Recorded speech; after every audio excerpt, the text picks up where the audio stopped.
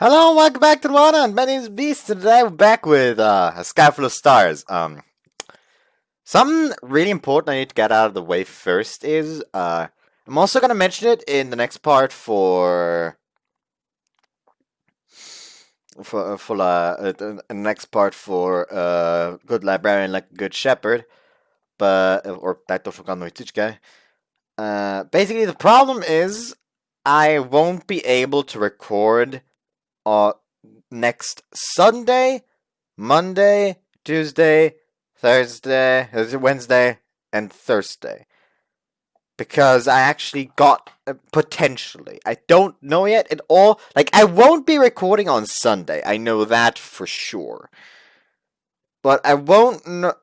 But I won't know about Monday, Tuesday, Wednesday, and Thursday because I actually got like I want. It's not quite an apprenticeship. It's just like basically I was invited to just basically work there for a week and basically see if that job is suited to me.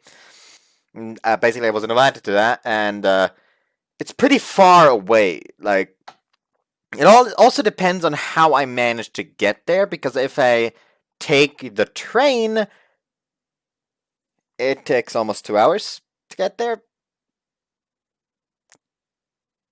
So yeah, but it may be quicker if I somehow manage to go to a nearby city called Felden and take the bus from there. And that may potentially be faster. So depending on how that works out, I may or may not record. And actually, thinking about it, I should actually be able to record on Sunday if I basically excuse myself from the D&D session, which I think I'm actually gonna do. You know what? I'm gonna just go ahead and write that in the good old.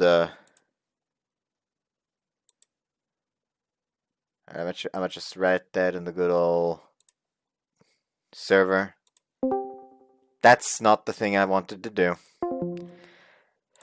That's the thing I wanted to do.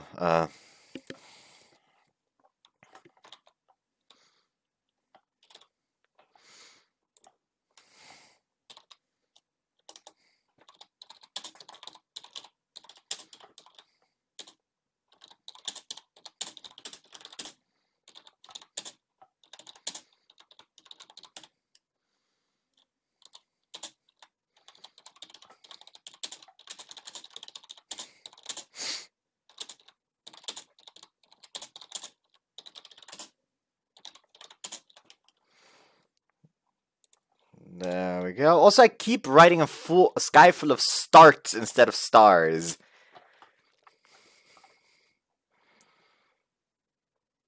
Anyway, so yeah, that's that entire debacle out of the way. What else did I want to say? Oh yeah, something I wanted to talk about was first off, I looked at like the achievements I already got for this game, which would be open the gallery, open the BGM gallery, start the game, watch the first opening movie. The first opening movie? Huh. And watch a cutscene for the first time.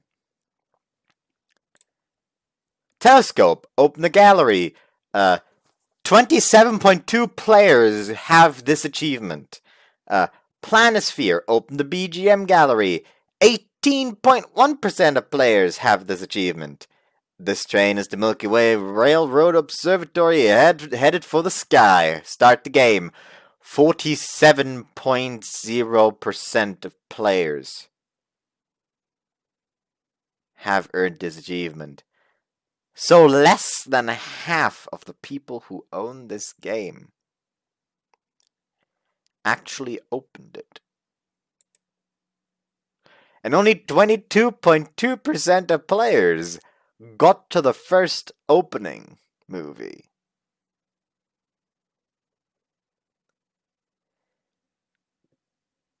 What? Anyways, and something else I wanted to talk about actually last time was because yesterday we had Duna, and basically my mother drove to get it. And she came home and basically like put something like it's called ayran, Ayran,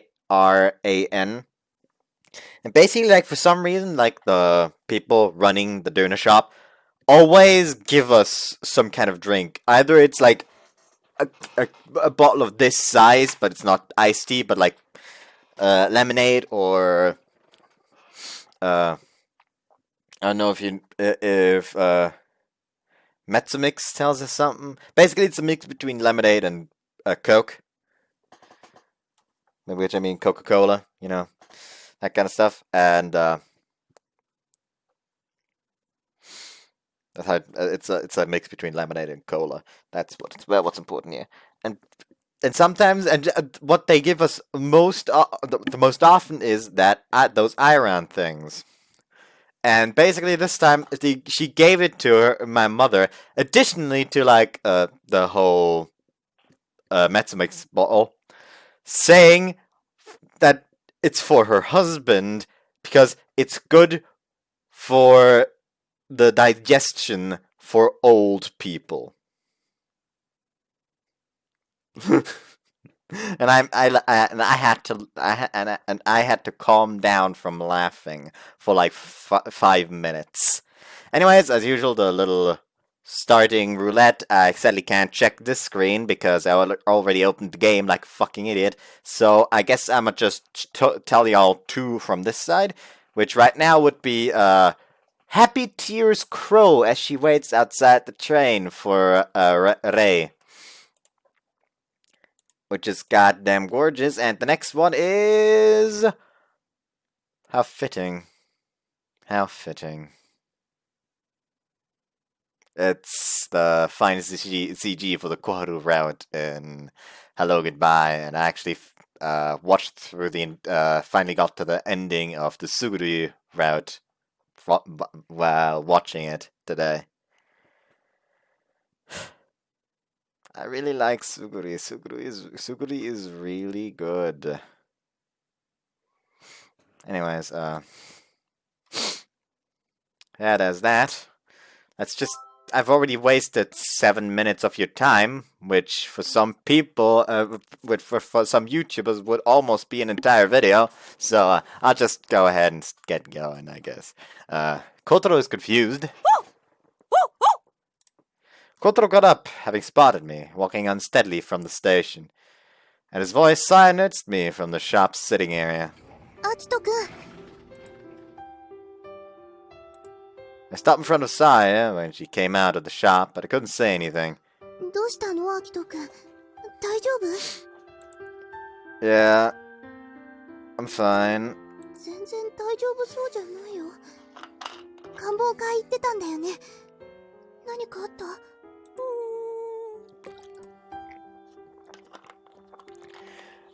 I saw Hikari. Hikari was there.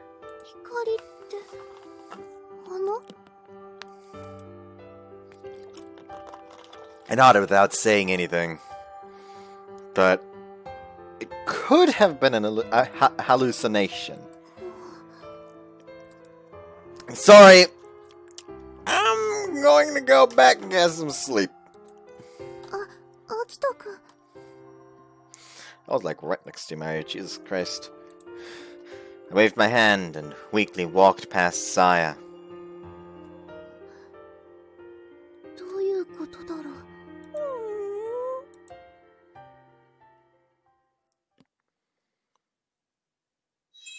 Oh boy, the next day. Or no, flashback. Actually, it is the next day. How dare you trick me with that sepia tone? As I stumbled down the rough, gravelly asphalt, I suddenly stopped. There was a bridge in front of me. If I cross here? They'd just told me how to get to school the day before, and I barely remembered it. Looking around, I didn't see another bridge to cross if I didn't take this one. I had 2 choices. The wrong choice meant I would be late for school. Either I could cross over here, or I could keep following the river. I stood there, weighing my options carefully. Then I heard the sound of light footsteps, and someone came running full speed from upriver. Okay, so there is a flashback! How dare you do this to me! I jumped out of the way to avoid being bowled over, then whoever it was blew past me and grabbed the guardrail as they ran into it. Watch out! They hit it with so much force, I was afraid they would go right over, but they seemed fine. That's when I realized that, despite their violent appearance, it was a girl. She was wearing a red backpack. And I figured if I followed her, I'd make it to school. Just as I was thanking my luck, the girl stared intently down at the water running below the bridge, not moving a muscle. Huh? Curious, I looked as well. Just on the bridge, I saw a cardboard box floating slowly downstream. That! That was a puppy in it. The floating box got caught squarely on a rock sticking out of the river surface. The girl started running full speed, climbing down the riverbank. She must have been trying to help the puppy. The river wasn't flowing fast, but who knew how long the box would hang on that rock. The rock was out towards the middle of the river, and it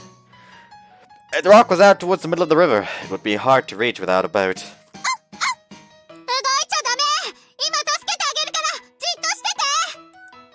Puppy seemed to understand the situation and started to bark like it was urging the girl to hurry. Meanwhile, she searched desperately for some way to reach it.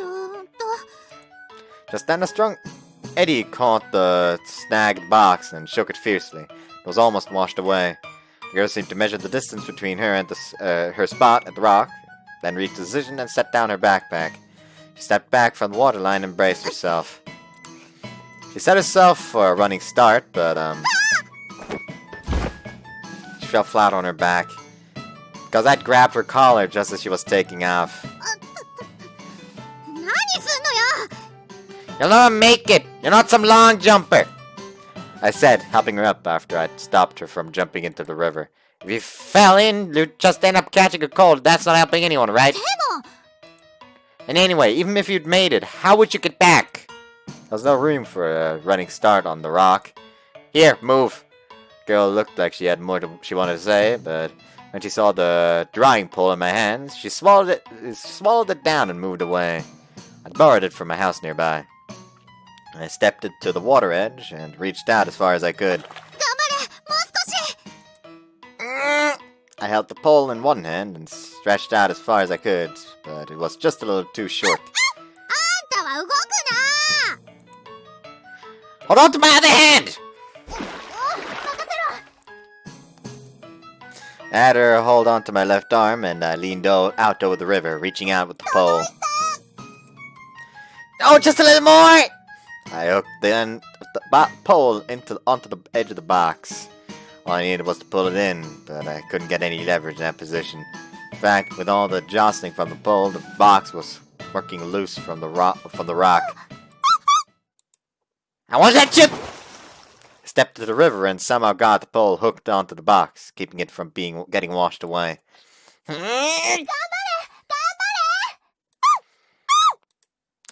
My arms trembling, I carefully maneuvered the box to the riverbank. Come on! The girl lifted the puppy out in her arms.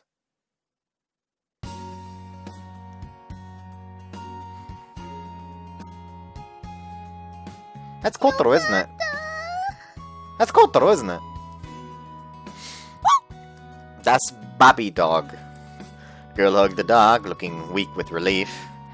The puppy must have been terrified as well, because it now lay quietly in her arms. I flopped down to the ground, mind and body completely worn out. I'm beat. Do you thank me? I got a first proper look at her face. She was crying a little, probably from relief. When she'd first come running up like that, I'd mistaken her for a boy, but looking at her now, she was obviously a girl, and a cute one too.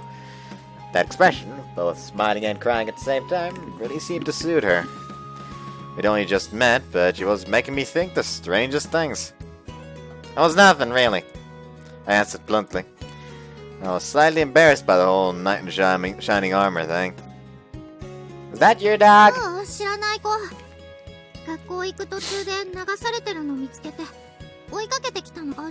Whoops. The puppy and the girl looked worriedly at my pants. They were soaking wet. It's fine, it's nothing, really. I said, but to tell the truth, the November river was really cold and my wet pants felt freezing. 普通どうしたの？ I didn't notice until she said, but my right shoe was missing. I guess it got washed away. The girl jumped up and ran to look for it, but it was gone. I could bear the cold, but a missing shoe was kind of a problem. Yeah, well, when you consider it the price for saving the puppy's life, it was a good deal. Alright then, I'm gonna get going. 待ってよ。 She looked back and forth from me to the puppy, panicking a bit. She clearly had only thought of saving it, not what to do afterward. Picked up my staff. Picked my staff up from the bank. I shouldered my backpack and a long, thin cylindrical case. Better take the dragon pole back. 待ってたら。 That's right. Which way is the school? Do I cross the bridge? 渡らない。ねえ、あなたもしかして。 Thanks, see it! 1 foot bare, I turned to head to school.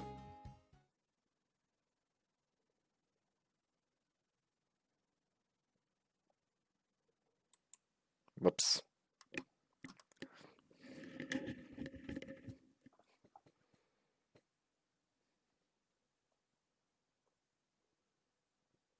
The classroom was filled with noise. Students all stared as I stood in front of the blackboard. 何あの子。なんで足濡れてるの？ちょっと怖そう。 It was a small class, about 50 people. 50? 15! Each grade only had one class, but still the whole 5th grade only had that many people. はいはい。みんな静かに。 Also, that actually used to be their teacher. So that's why I liked her. Huh. Intriguing. Our homeroom teacher, Miss Saotome. I just mentioned Suguri earlier. Now we find out that she is Saotome Suguri. The Saotome as well. Actually, did we find out last part already, or did I just forget like an absolute fucking nonce? Got everyone to be quiet. ソラミくん、自己紹介してみよっか。できる？ She spoke gently, seeming to worry a bit, but I nodded. Maktia Sorami! Nice to meet you! I tried to make myself look intimidating, but no one would mess with me. Take charge boy, apparently. It's kind of funny that they called him Take Charge Boy, since I do believe that's Takeichi. A boy who looked like he was the class bully stared at me, clearly not liking me already. From somewhere else, a hand shot up. Hi! ほうき星さん? Even though it wasn't time for questions, the girl raised her hand so eagerly the confused teacher called on her. Clang. The hand's owner stood up excitedly. Her vigor made her chair crash into the desk behind her, and the girl sitting there let out a small cry. 君、ソラミくんって言うんだ。私は光。ほうき星光っていうの。あれ？ I guess that she was waiting for me to react with, "Oh, it's the girl from before." But I just stared expressionless. I even tilted my head to the side a bit and looked confused. 急にどうしたの、光ちゃん。恥ずかしいから座りなよ。何張り切ってんだよ、バカ光。As they didn't offer any reply, Hikari looked kind of silly, getting all excited over the new kid. 違うよ。今朝会ったんだよ、ソラミくんと。その時名前聞けなかったから。忘れられてんじゃん。だっせー。うっさいよ、タケ。はいはい、静かに。ほうき星さん、自己紹介は休み時間にやりましょうね。違うのに。みんなもほうき星さんのように、ソラミくんと仲良くしてあげてね。Everyone called out, "Yes, ma'am," in chorus. 真ん中の後ろの席があなたの席よ。In the middle of the back was a fucking heater, though. Is he supposed to sit on the heater? Okay. それじゃあ、授業を始めます。今日は教科書の87ページから。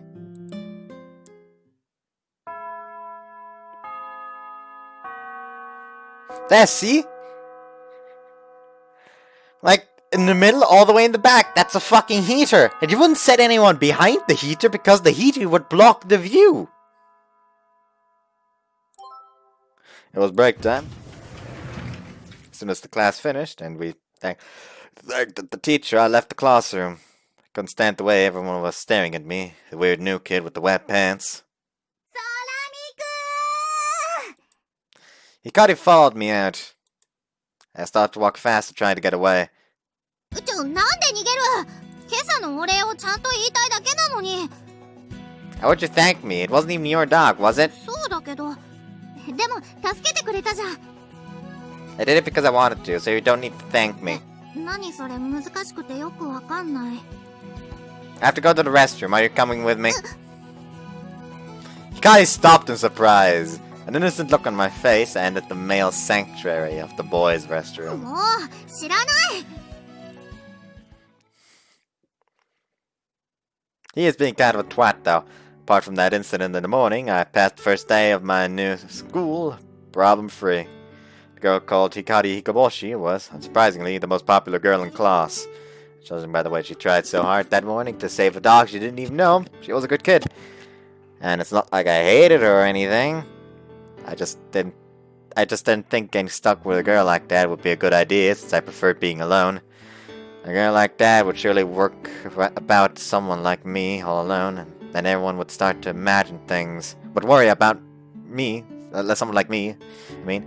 And it's hard to explain how painful that is for someone who really wants solitude. Also, guys start to look hard at someone who makes friends with girls right after transferring in. That would not be a good way to create a peaceful school life. I'd learned this all before. This was my 4th school transfer after all. And that's how I started my new school life here. It was the next day. The same old thing started. おい、サラミ。俺たちの仲間に入れてやろうか。The guy who looked like the head bully was called Takeichi Kusakabe. And of course, he was the head bully. He was the tallest in class and looked as strong as an ox. I raised my hand and prepared to speak.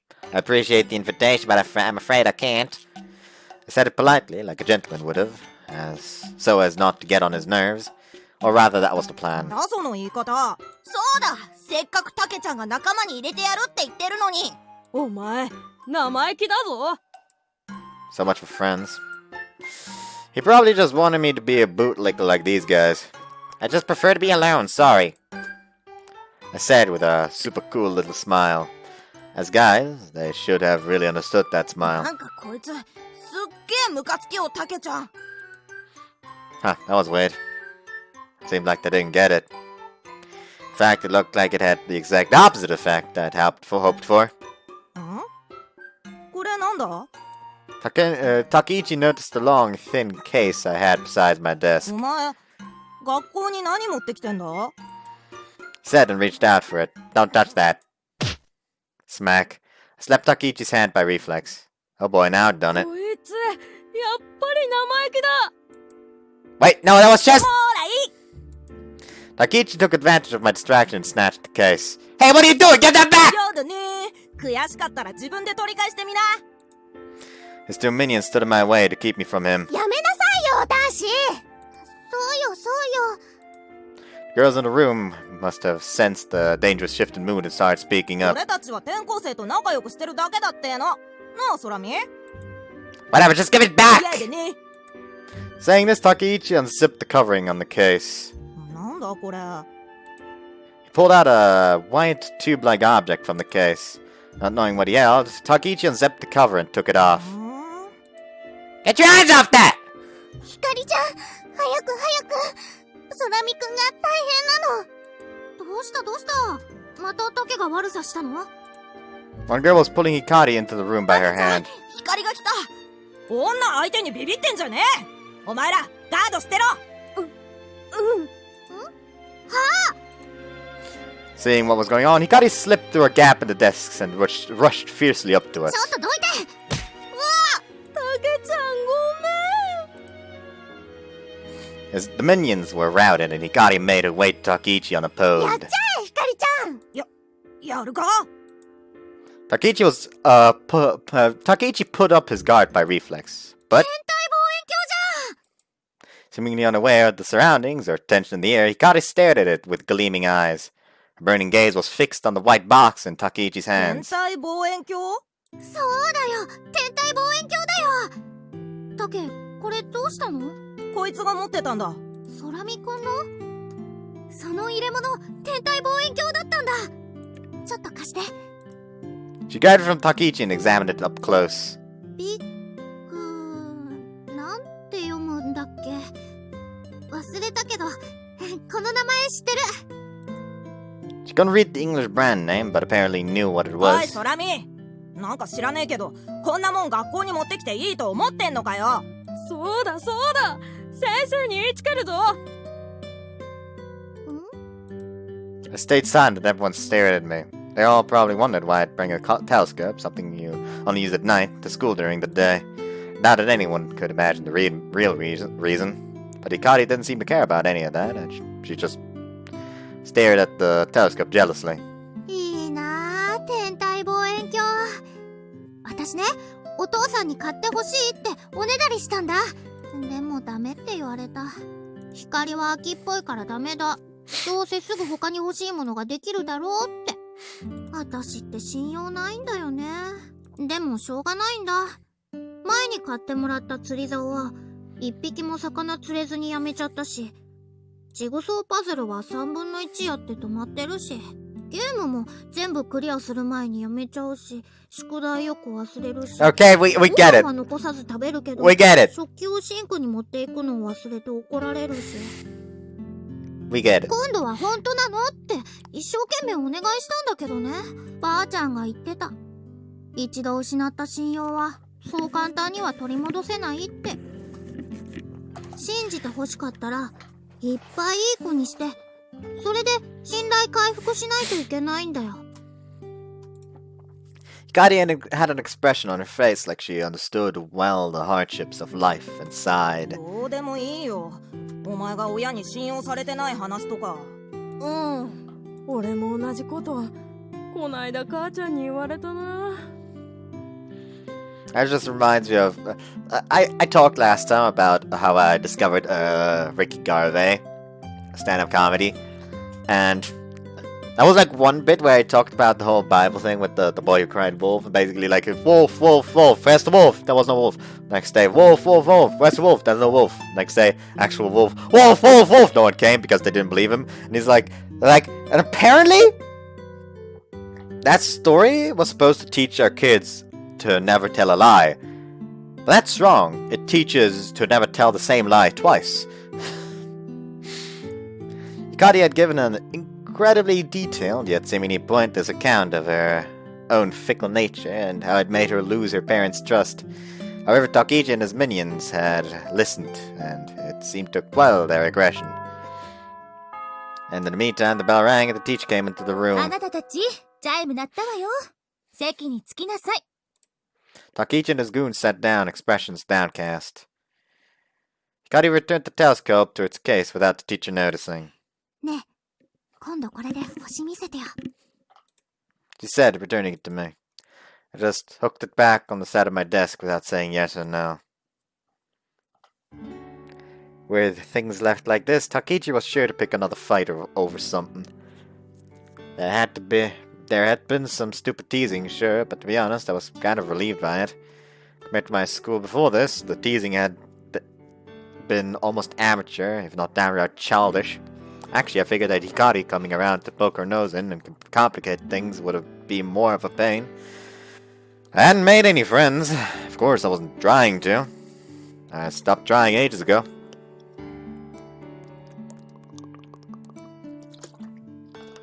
Besides, who knew how long I'd be here?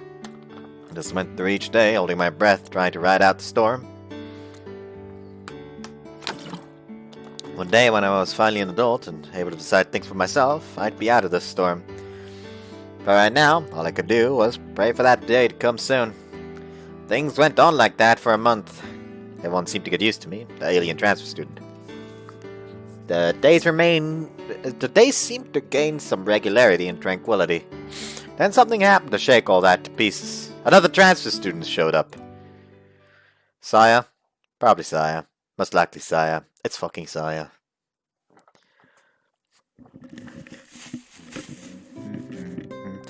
I started off that day searching the thicket next to the school building.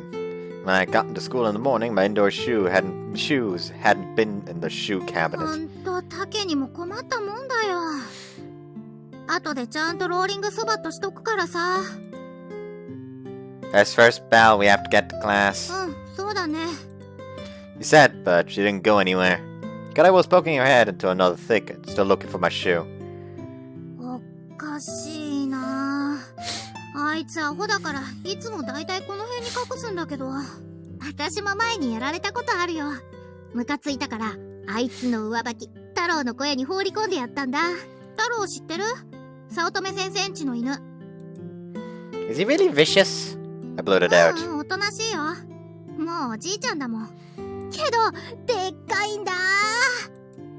She stretched both hands out as far as they'd go.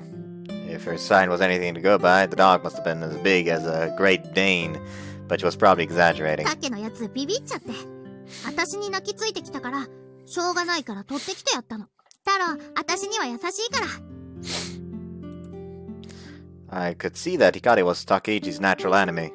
If Takeichi ever tried to bully a girl, Hikari would come flying in and rescue her. The girls in class lived in relative peace thanks to her. But most of the boys were too embarrassed to have a girl help them, so we had to watch out for ourselves.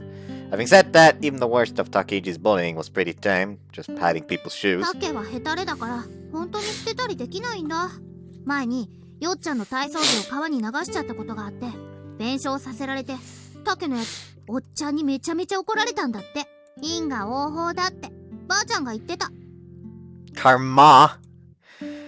Hikari nodded with a look like, that's just what I think too. But I wondered if she really knew what karma meant. We both dropped the conversation and focused on looking for the shoes. ね Yeah? え、ソラミくんは、どうして友達作ろうとしないの？ Hikari looked like she'd been wanting to ask this for a while. It's just how I am. ほら、それ、なんか冷めててひねくれてる。Her open expression cut right through me. But I kept cool on the outside. そ And うだよ。そんなだから、タケたちにもしつこくちょっかいかけられるんだよ。もっとフレンドリーに行こうよ。例えば、一緒に望遠鏡で星見ようぜ、とかさ。that's what you're after. ギク。 Hikari had been eyeing me with my telescope like a hawk. For such a normally fickle person, she was being awfully いい persistent. じゃん、見せてくれたって。一度だけでいいからさ。 Hikari suddenly turned defiant. Now, なんでよ。理由を聞こうじゃないか。 I don't have to tell you anything. どうして使わないのに、いつも学校に持ってきてるの？ Who knows? She looks at me like she didn't know what to do with me. Forget about it. Let's go back to class. There's another transfer student coming today, isn't there? そうだった。女の子なんだって。都会に住んでた子だって言ってたよ。どんな子だろうね。やっぱりおしゃれなのかな。読モとか、そういうのやってたりするのかな。 Ah, yes, super module. If you want to know so bad, shouldn't you head back to そ class? っか。じゃあ、早く見つけよう。くそー。タケのアホめ、どこに隠した？ Didn't look like there was any way she was leaving first. I sighed and kept looking. We finally found my indoor shoes inside a storage box in the corner of the schoolyard. Just like Hikari said, it was somewhere with a roof, where they wouldn't get dirty. The shoes themselves were still brand new, but the bell had already rung by the time we got back to class. やっぱ朝の会始まっちゃってるよ。 We could hear Mrs. Tome's voice from the classroom. If you're going now and we are still safe, I'll explain you how you're helping me. 待って。 Hikari snuck to the back door of the classroom and opened it soundlessly. Cut it out! I said, shocked, but Hikari didn't listen and just peeked the gap in the door. A girl was standing in front of the blackboard. It was like I had done one month earlier. But this time the mood was totally different. Unlike me, with my wet pants and a missing shoe, she stood tall in clean clothes, staring at everyone with a kind of primness about her. But most of all, she had glasses on. サングラスしてる。大女優みたい。Uh, it was exactly what everyone had imagined when they heard the whole transfer student from the big city. The classroom was all abuzz. Even Takeichi stared intently, completely awestruck by the sight. やっぱり毒もなんだ。 What does that even mean? Okay. I guess that she was trying to say supermodel, but for Ikari, it probably had the same vague familiarity as king or assassin. I don't know about a model, but her clothes, especially those glasses, were nice. Her posture was good, and she certainly drew attention. I ended up staring through the gap as well. 空見くん、チャンスだ。 As soon as she said it, Hikari dropped down on all fours and slipped into the classroom. Hey! With no other choice, I followed after her. With everyone focused on the new girl, no one noticed us at all. Hikari had been right. It was a once-in-a-lifetime chance.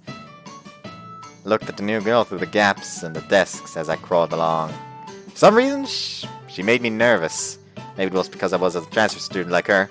I knew it would be a huge deal in the shrinking Mikazuki village for two kids in a row to transfer in like this. It probably also had something to do with her unusual fashion. Is that why she became a NEET? Because this school was torn down? Her flashy city style really didn't match this old wooden classroom. But what I really couldn't stop staring at was the face behind those sunglasses. With part of her face sitting like that, everyone in class was probably imagining what she was some great beauty. That was all just because sunglasses had a feeling of maturity, something unsuited to kids, and it created an air of mystery about her.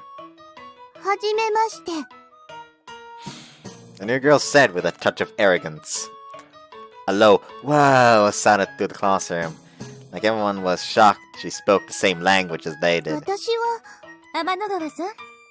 その前に Satomu interrupted her 教 introduction. 室ではサングラスを外しましょうね。でもこれは。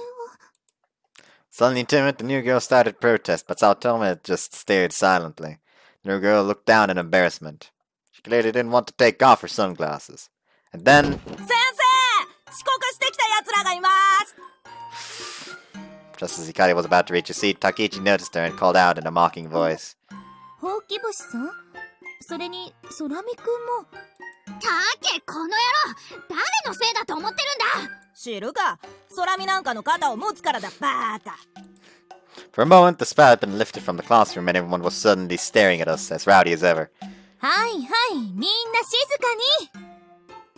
二人ともどうして遅れてきたの？違うの、先生。悪いのはタケで、あいつが空見くんの上履き隠したから。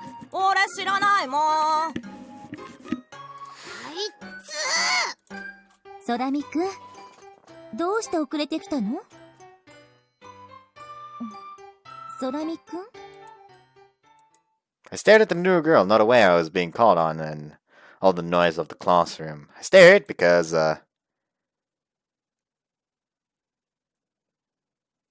she'd taken off her sunglasses. Soon everyone was staring at her like me. Our tiredness forgotten, the whole class focused their eyes on the same point. Her eyes. 何あの目。 They look pretty, that's what's wrong with them. And that's, you can't really say that being pretty is something wrong. 色が違う。 The eyes she'd had hidden behind those sunglasses were two different colors. Her left eye was a deep blue, the right was orange tinged with yellow. Unlike earlier, now everyone was speaking in low voices, unwilling to break the quiet as they turned their inquisitive eyes on her. She sniffed once and ran her hair behind her ears, as if to shake off all the rude stares. She introduced herself, but I'm sure no one actually heard her. 天の川さんは都会での暮らしが長く。 While the teacher gave the usual everyone be sure to be nice line, I continued to stare dumbfounded. I knew I shouldn't, but no one was stopping me, so I didn't stop. The new girl looked at me with doubt in her eyes. 何？ They look like I'll be real. Your eyes look like I'll be real. The new girl opened her multicolored eyes wide in surprise. At the next moment... Oh no. Like, that's probably something bad! No, they're stars! They're pretty! Don't cry! Tears started to well up. Those blue and orange eyes seemed to sink into stars as teardrops like jewels flowed down her cheeks. And at last, the new girl's face went completely red as she began weeping. Amanogawa-san? Miss Satoru was thrown off by this unexpected turn of events.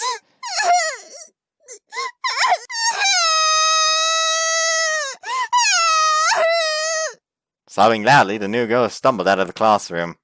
少し自習しててちょうだい。教室から出ちゃダメよ。Leaving us with those words, the teacher hurried after her. I stood completely bewildered in the clamor of the classroom, not sure what I'd done wrong.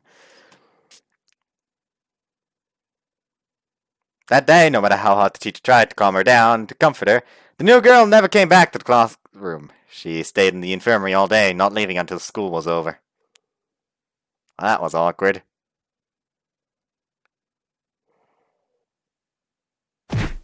Thwump. I spun through the air and fell to the ground, where I sat staring up at 転 Takeichi. 校生を泣かした罰だ。 I didn't answer, just stood up and started picking up my stuff. One of Takeichi's goons started to take my stuff, including the case containing my telescope. What are you doing? Without thinking, I went flying at him and reached to grab my case. おっと、 But Takeichi got there first. Give it back! なんでいつも学校に持ってきてんだよ。使わねえのに。自慢のつもりか？ He said, waving the case こんな around. もん。 Takeichi acted like he was going to throw the case, but I didn't bud. I knew he didn't have the guts. He looked at me and clucked his tongue. 返して欲しかったら、明日転校生に謝れ。お前が泣かしたんだからな。そうだそうだ。おりゃー From out of nowhere, someone appeared and drop-kicked one of Take's minions. There's only one person who could be. 光？何しに来やがった？あれは意地悪で言ったんじゃないよ。はあ？何言ってんだよ。こいつのせいで転校生泣いちまったんじゃねえか。なんで泣いたのかはわかんないけど。でも違うもん。意地悪じゃないもん。ねえ、そうでしょ、空見くん。 Yeah. 嘘つけ。あれは絶対いじめようとしたんだ。っていうか、いじめっ子はあんたじゃん。あんたこそ空見くんに100回謝れ。やだね。こんな弱虫に誰が謝るか。なによこれはあんたのせいで遅刻して先生に叱られた私の怒りだ。 That just broke the telescope, didn't it? Hikari's rolling soba kick hit Takeichi square in the backpack and he fell forward. The impact knocked Casey out to the ground. Hikari kept her combo going. そしてこれは空見くんの上靴を隠した分だ。 She grabbed Takeichi's feet and spun him around with all her might. It was a giant swing, a really serious move. 絶対手離すな。目が回る。 Just as Takeichi had feared, his feet slipped from Hikari's grip.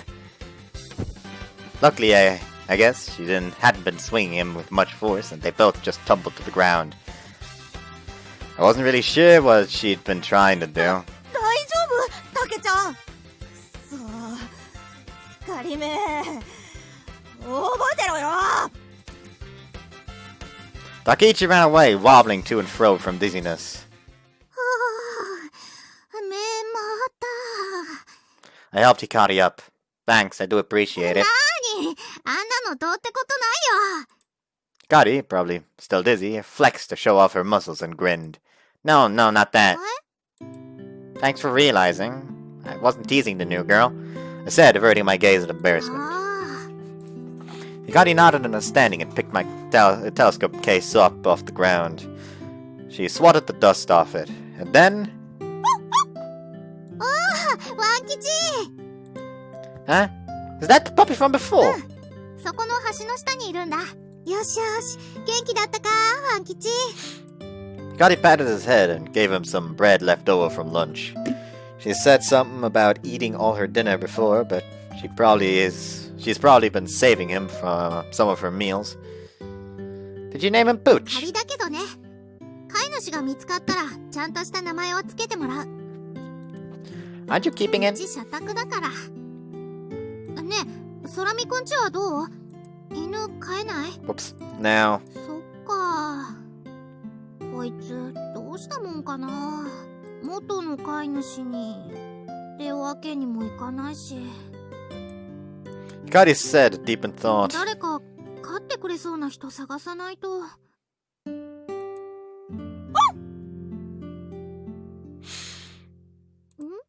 どうしたの、空見くん。No, nothing. After starting to feel a strange empathy for the discarded puppy, I rushed to keep up my cool exterior. I couldn't risk weakness like that. Hikari stood up and turned to me, pulling herself together. ねえ、アルビレオ見たことあるの？ Huh? Oh, sure. 綺麗だった？ Yes, it was. Answered Hikari's enthusiastic prodding begrudgingly. いいなぁ。私も見てみたいなぁ。Like, as she says, as she continuously steals sight glasses at him, like, show me. Show me! She muttered under her breath. 綺麗だったよね、あの子の目。空見くんがアルビレオみたいって言った時、私すぐピンときたよ。あ、そうだ、いいこと思いついた。 Hikari clapped her 見せてあ hands. げたらいいんじゃない？あの子にも。そしたら私も見られるし、一石二鳥ってやつだね。うしし。 She added this last line with a sly look. きっと意地悪で言ったんじゃないって分かってくれるよ。明暗でしょ。どうしたの？ I can't. なんで？ Because it's broken. そうなの？もしかしてさっきので壊れちゃった？ Hikari rushed to open the case and examined the telescope. It looked fine on the outside. The case is actually cushioned, and it absorbs impacts. That kind of stuff was no problem. ここも大丈夫そうだよ。 Look through it. Hikari did as I said and looked through the telescope. She looked at nearby woods and far-off mountains, tilting her head. 何これ？ぼやっとしてて全然見えないよ。それに景色が逆さま向いてるみたい。 How do you see? I took the telescope from her hands and put it back in its case. Even if I wanted to show her, I can't. So just let it go. あ、ちょっと。言っちゃった。 Meow.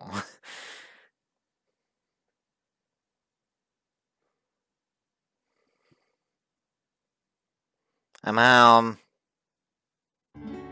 Dancing at me from the living room, my granddad turned off the TV and retreated to his bedroom. I've lived here alone with my granddad for a month. I've barely even spoken to the moody, quiet-out fart. Sometimes I wondered if he was just ignoring me, but I honestly didn't know. There was some Yonkans, sweet bean jelly desserts on the table. Guess that means I can eat some. I made myself some tea and set my notebook out on the table to do my homework. I had arithmetic today. We had arithmetic today. As someone who still hadn't totally settled into class, I didn't want to be saddled with the title of bad student too.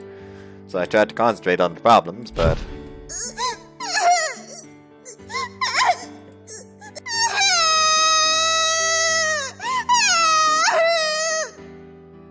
What was she crying about? Didn't mean to say anything to make her cry. Her eyes just reminded me of the beautiful twin stars I saw with my father long ago.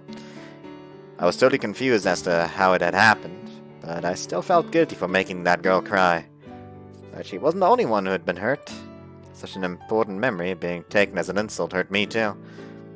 I'll apologize tomorrow. She didn't have to forgive me. I just wanted her to know I didn't mean anything by it. The next day, the new girl came to school.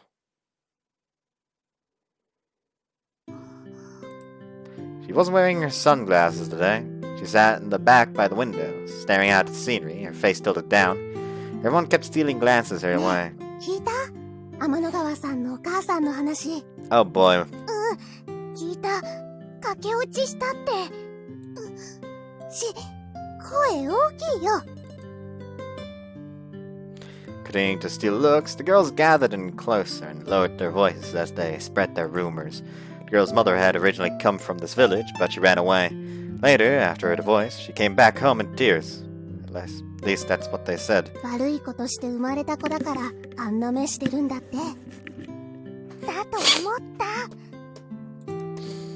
They spread their cruel gossip in low voices, but Saya surely heard them. I mean, I could hear them just fine.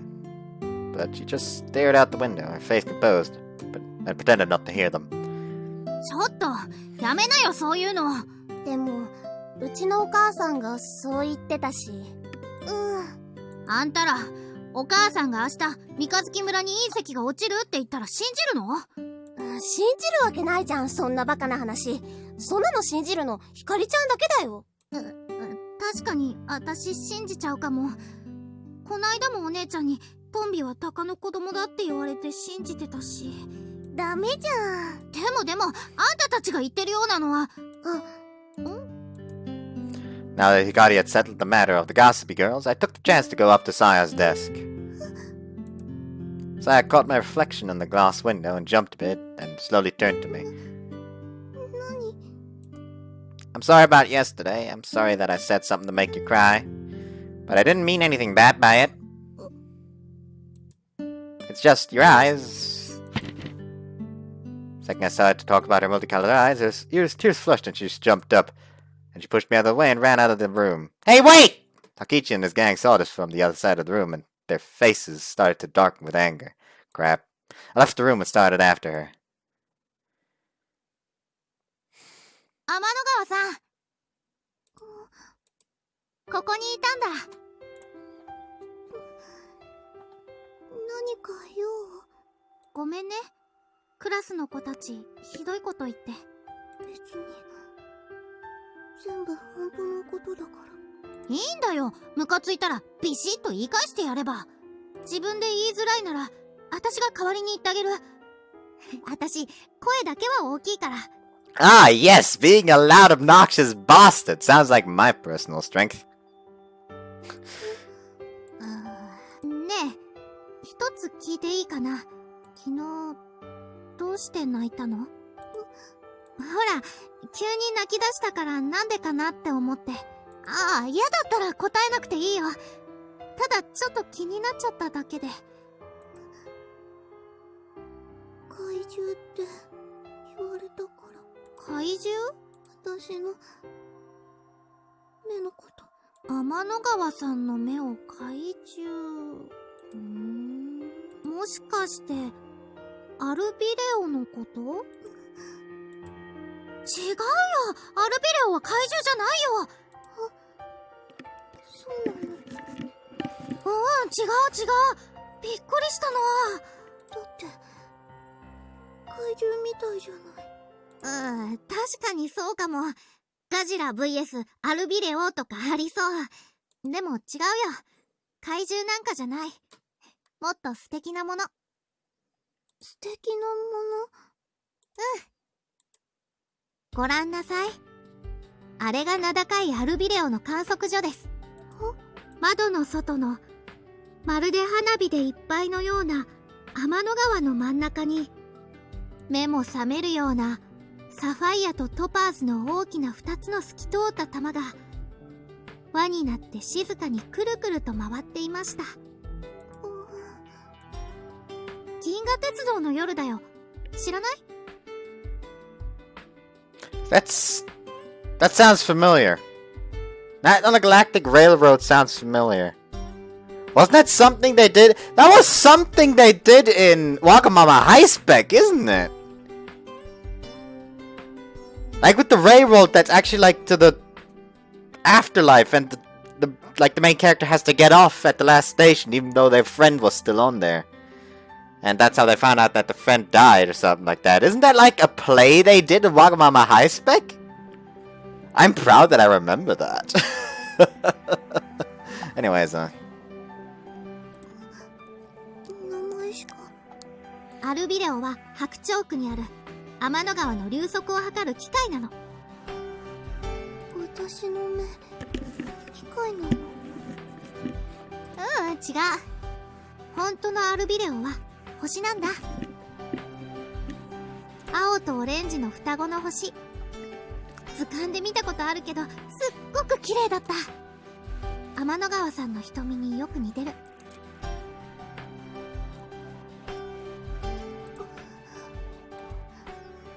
くわかんない。そっか。そうだよね。Baseline, he said your eyes are really pretty. でも怪獣じゃないから、今度貸してあげる。銀河鉄道の夜、すごく面白いからおすすめだよ。さあ戻ろう。朝の会始まっちゃう。When they'd left, I came out of my hiding place. When I'd caught up with Saya, she and Hikari were already talking, so I hid. A monster. Can't believe that was the misunderstanding. Thanks to Hikari, I knew she'd been crying now, and I felt a little better. Uh-oh. First bell rang. I hurried back to class.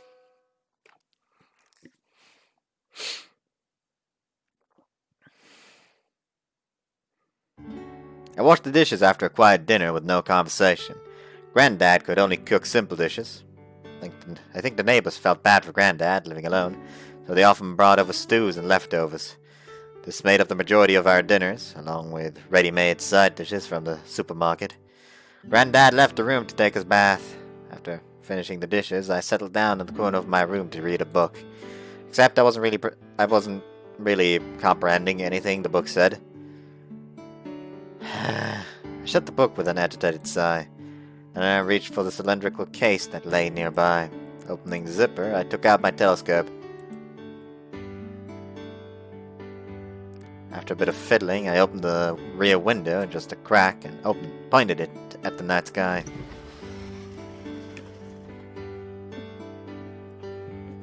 Everything was blurry. I couldn't even see the stars.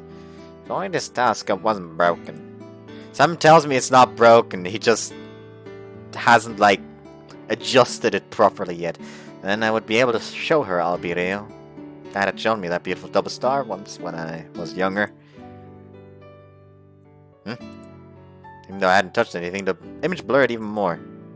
Everything blurred so badly that I couldn't tell what I was even looking at anymore. That's when I realized that I was crying. I put the telescope in my lap as I wiped away my tears. What the heck am I crying over anyway? Didn't understand it. Was it because I had remembered Dad? Mountain climbing was Dad's hobby. Sometimes he would even bring me along. Mom would usually scowl and say it was dangerous. I always felt like it was more work than play, so I never enjoyed going. The time when we saw Albireo, we were spending the night on a mountaintop somewhere. Dad's friend, who had come along, brought out his telescope and had showed them to me.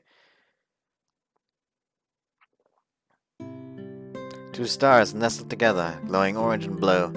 The light coming from those 2 stars was the first I had seen through a telescope, and, though it was simple, I was drawn in by its mysterious allure. Staring at the light from those stars, dancing in the darkness, I'd been transfixed. Without thinking, I'd said, Dad, I really want a telescope! あっくん、クリスマスプレゼント何がいい？ Oh, プレゼントならもう決まってるよ。なあ、アキト。I did. 天体望遠鏡さ。あら、そうなの？ Mom looked at me with surprise. Yeah, it was true. I did say that I wanted a telescope, but I had no idea what came over me at the time. I'm sure I just got caught up in the moment while camping on the mountain's top. Honestly, I really wanted a new game, but it seemed Dad had already made up his mind. 天体望遠鏡を買って、父さんと一緒に冬休みの自由研究やろうな。Sure, it sounds fun. Is that the research project they finished at the beginning? That just it sounds like his dad is dead, so yeah. Anyways, we had come down from the mountain and returned to our everyday lives. I forgot all about the elation I felt that night, and upon remembering, wondered how I ever thought stars were interesting at all. But I didn't want to disappoint Dad, so I never said anything. In the end, they had gotten me this telescope. Bam, bam, bam. Suddenly someone was banging on the front door as if it were a drum. What the? Bam, bam, bam.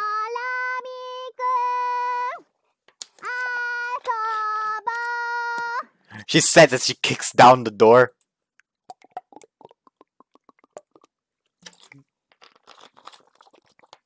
Sorry for drinking so much. It's just I have this really annoying aftertaste in my mouth because I had some fish in marinated in like some kind of beer marinade. I don't know how else to fucking call it. What else to fucking call that? In German, I would say fish im Bierbackteig, but I don't know what that would be in English. So yeah, and like while it's great, it tastes amazing, like really good. It has an aftertaste that like sticks in there for really long. It's just not really too pleasant, but hey, it fills and it's good as long as you ignore the next 1 to 2 hours. That voice, Hikari? Wipe my tears away in a panic.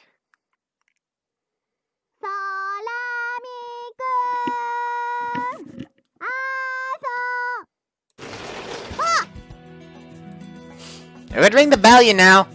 I knew Granddad's house is old, but it did still have a doorbell. Did you need something? Honestly, I felt like I could use the company, so I was glad someone had come to visit. I didn't want her to know that, though, so I put up a gruff front so she wouldn't see through me. What? What was she talking about? But I wasn't lying! Even you saw it! The telescope was broken. My voice trailed off as I didn't want to admit that fact myself. It's not broken! As I did, Hikari gave me a puzzled look. I'm being totally serious. Hikari searched my eyes for a hint that I may be lying. I immediately handed over the broken telescope to her. She then proceeded to painstakingly look it over. The fucking focus is just wrong. After fiddling around with it for a while, Hikari grinned from ear to ear. But the images are all blurry and upside down.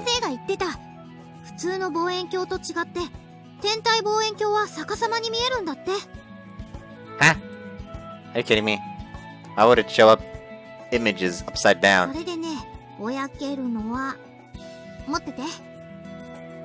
Hikari handed me back the telescope and started to unfold a pipe-shaped package at her feet. A tripod. Where'd you get that? Hikari told me triumphantly as she continued to set up the tripod. And yet...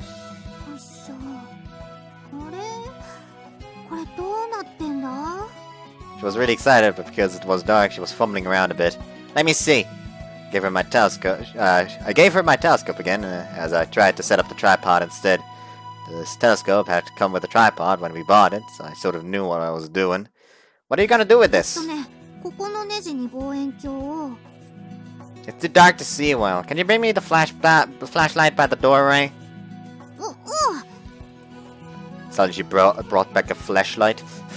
With Hikari holding the light, and after a lot of fiddling around, we finally managed to mount the telescope onto the tripod. We did it!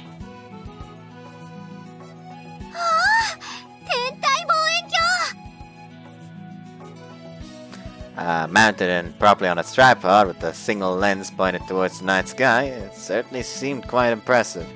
Alright, so now what do we do with it?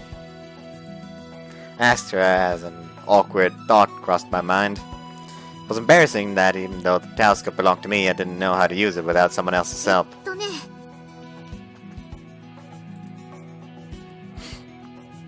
Hikari picked up the whole telescope assembly and moved it to a more spacious part of the yard. Then, using a lever situated between the telescope and the tripod, she aimed the lens somewhere up into the night sky. She dialed the nearby knob while peering into the telescope.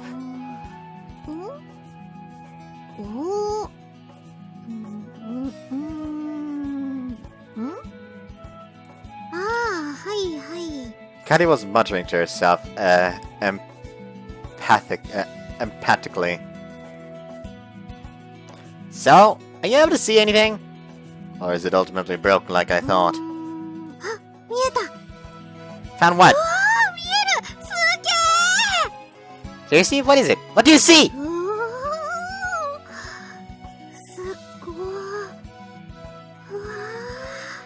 This is my telescope, you know!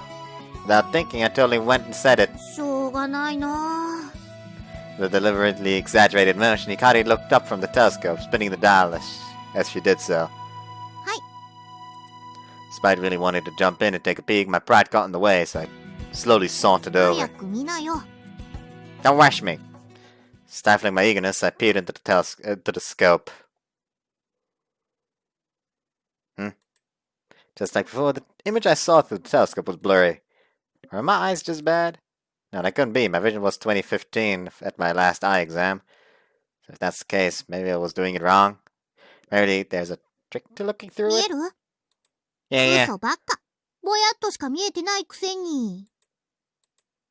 How did you know? You did something, didn't you? にひひ。 She good with a guilty ここを expression. 回すの。 Which one? ここだよ。 Hikari guided my hand with hers to where the dial was こ located. こね。ゆっくり回すの。 Right. どうしたの？ It's nothing. It would be embarrassing if she found out my heart skipped a beat when our hands touched, so I played it off. So like this? そうそう。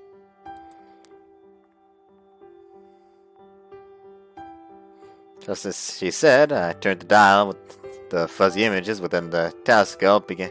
As I turned the dial, the fuzzy images within the telescope began to slowly だん change. だんピントが合ってくるから。どう？ Yeah, ああ、じゃあわかんないよ。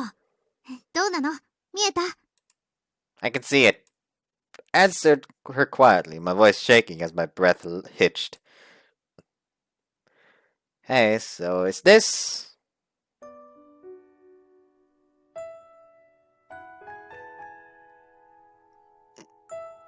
Like waking from a dream, the haze lifted from the image, revealing an otherworldly landscape so different from Earth.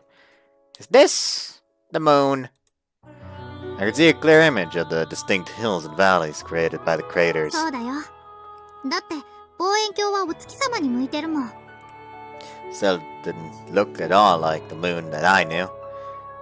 What I saw wasn't at all like the glowing yellow disk I usually looked up to in the night sky.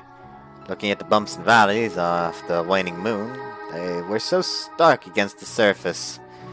It felt as if I were looking at the exact same soil that I was currently standing on. On the other side of the vast separation of space, that was soil. I never knew the moon was so uneven. I had always had thought it was like a really big version of a light bulb. It's not as if I hadn't known there was soil on the moon. It was hard to compare the images of the moon that we see on the TV or in books to the sphere we see glowing in the night sky. There were rocks on the moon, mountains, basins, and surfaces that reflected light and make shadows. The delineation between the darkened surface and the surface illuminated by the sun was exceptionally vivid. 早乙女先生が言ってた。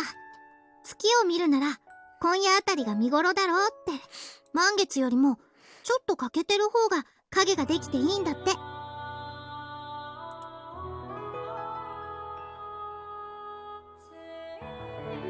どうしたの？ Gotti asked me, a little impatience showing in her voice. That was when I noticed that my vision had gone blurry again.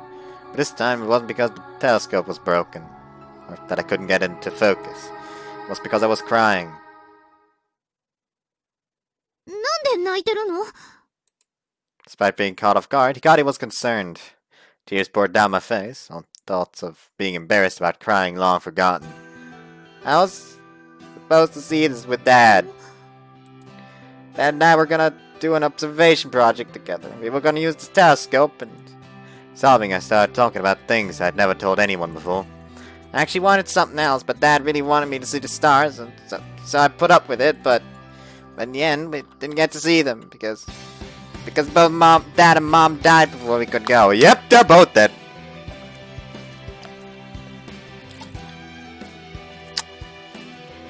Did he continuously have to change schools because his relatives were just basically passing it around like, I don't fucking want that stupid ass brat?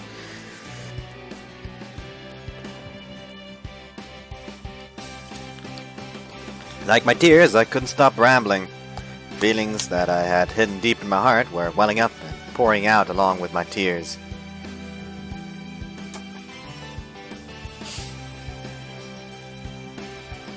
I lost both mom and dad in an accident. I was taken in and let go by so many family relatives over and over again that I was finally brought to my retired granddad's house. They wouldn't ignored how I felt about it all. Throughout those tumultuous times, I lost a great deal of things. One by one, they were lost. Important things, not so important things. Baseball glove that Dad had bought me. Scarf that Mom had knitted for me. Clothes and shoes that I had outgrown. Water canteen and backpack I had used when we hiked up the mountain. My favorite baseball cap. My bicycle. My family photo album. With every lost item, I also lost a memory.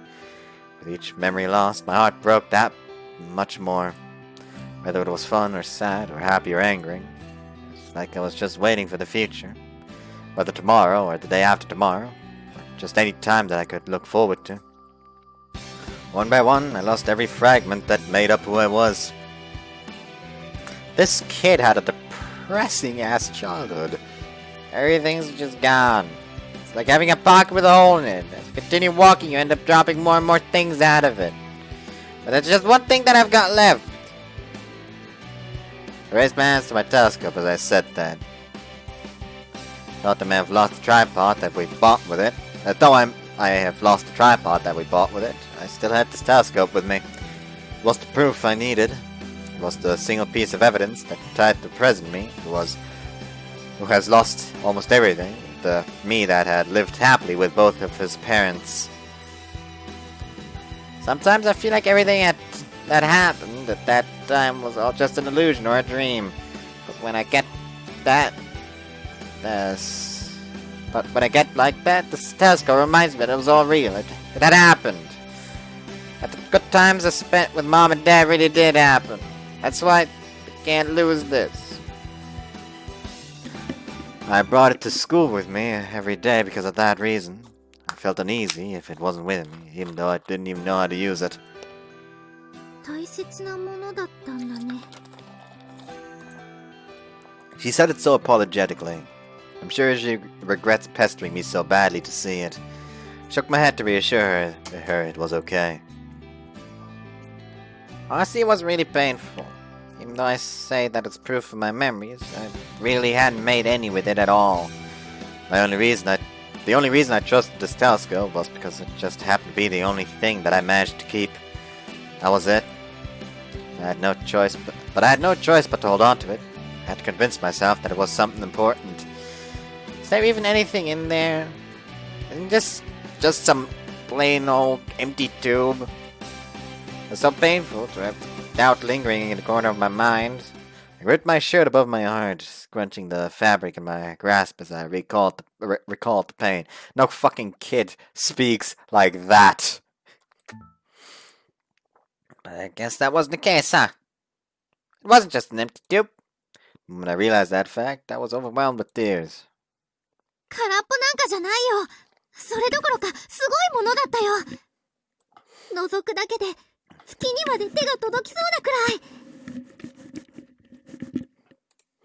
As she sadly told me that, Hikari spread her arms wide towards the night sky. I could not but chuckle at seeing her enthusiasm. Drying my tears, I looked into the telescope again. It really did seem like I could reach out and touch the moon. I'm sure it is what Dad had wanted to show me. A vast and beautiful world full of drama and mystique stretched out before me. It was there, at the opposite end of this last remaining piece of hope, my telescope. And now knowing the true meaning, I was able to make the connection. The connection between the me who had only known happiness and the current me. Thanks, Hikari. 私がやりたいからやっただけ。だから、君に感謝されることじゃない。 After saying that with a dismissive look on her face, Hikari laughed jokingly. なんてね。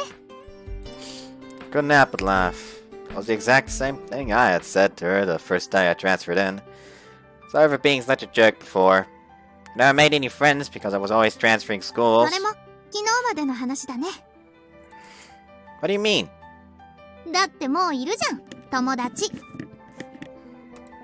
She smiled as if to say, "It's me!" Couldn't help but laugh again. The sight of her self-confident expression was too amusing. It definitely does not surprise me. Like, I'm just go ahead and assume I'm just gonna go ahead and assume that Hikari was his first crush.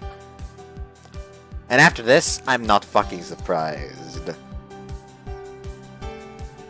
Like, it's no fucking surprise at all. Like, if I was in his shoes, by fucking god, I would have fallen for her, like, right then and there. This may sound bad because she's a kid, but I said if I was him in this position, so I would also be a kid. I'm expecting, like, my mental state to be reverted back to when I was that age. Then again, like 5th grade. Actually, 5th grade, like, how was that again? Oh, yeah, Yu-Gi-Oh! A bunch of Yu-Gi-Oh! And hating people, generally. Because, I was, like, the one nerd for some reason, and at that time, like, liking things like games was still considered not cool. So the moment you talked about games, you got bullied immediately.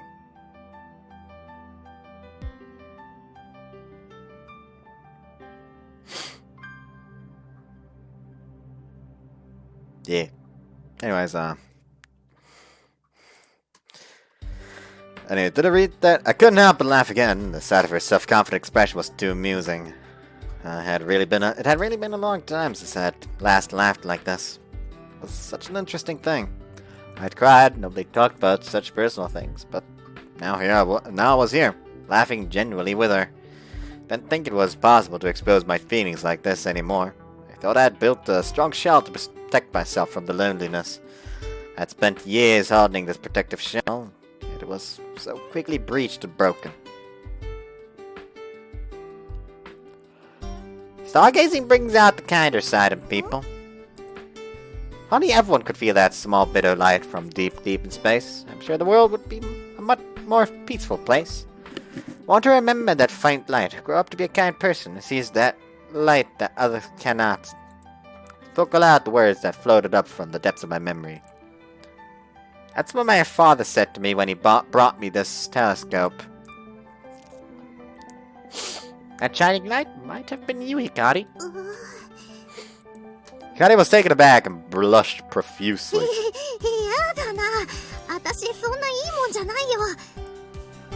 Hikari hung her head after her expression of disbelief faded. I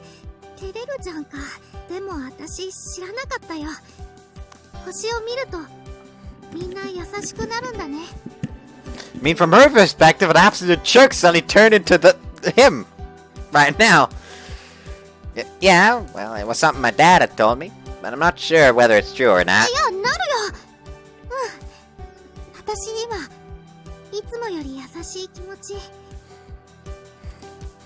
seemed that Hikari completely believed what my dad had said and was looking at me with a reverent gaze. I couldn't help but feel a little embarrassed and flattered. Dad also told me, don't fear the darkness, because though the night is dark, the stars shine dazzlingly bright. But that one is a little more confusing, and I'm not too sure what he meant. Hikari nodded in agreement.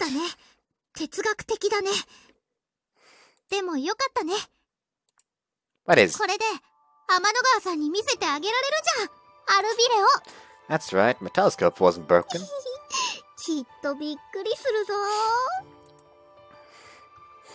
With an excited expression, Hikari once again looked into the telescope. What's wrong? Huh? Even though we hadn't moved the telescope, the moon had somehow disappeared. You're right. Maybe it's because the moon moved?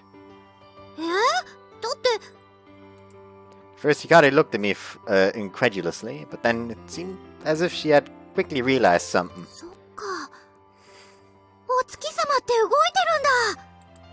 Even though it was something so obvious, she had said it as if it were a huge discovery. Up until now, we had never really been aware that the moon was actually moving. Looking up at it normally, it seems to be still, but when you look at it with the telescope, you can tell it's moving little by little.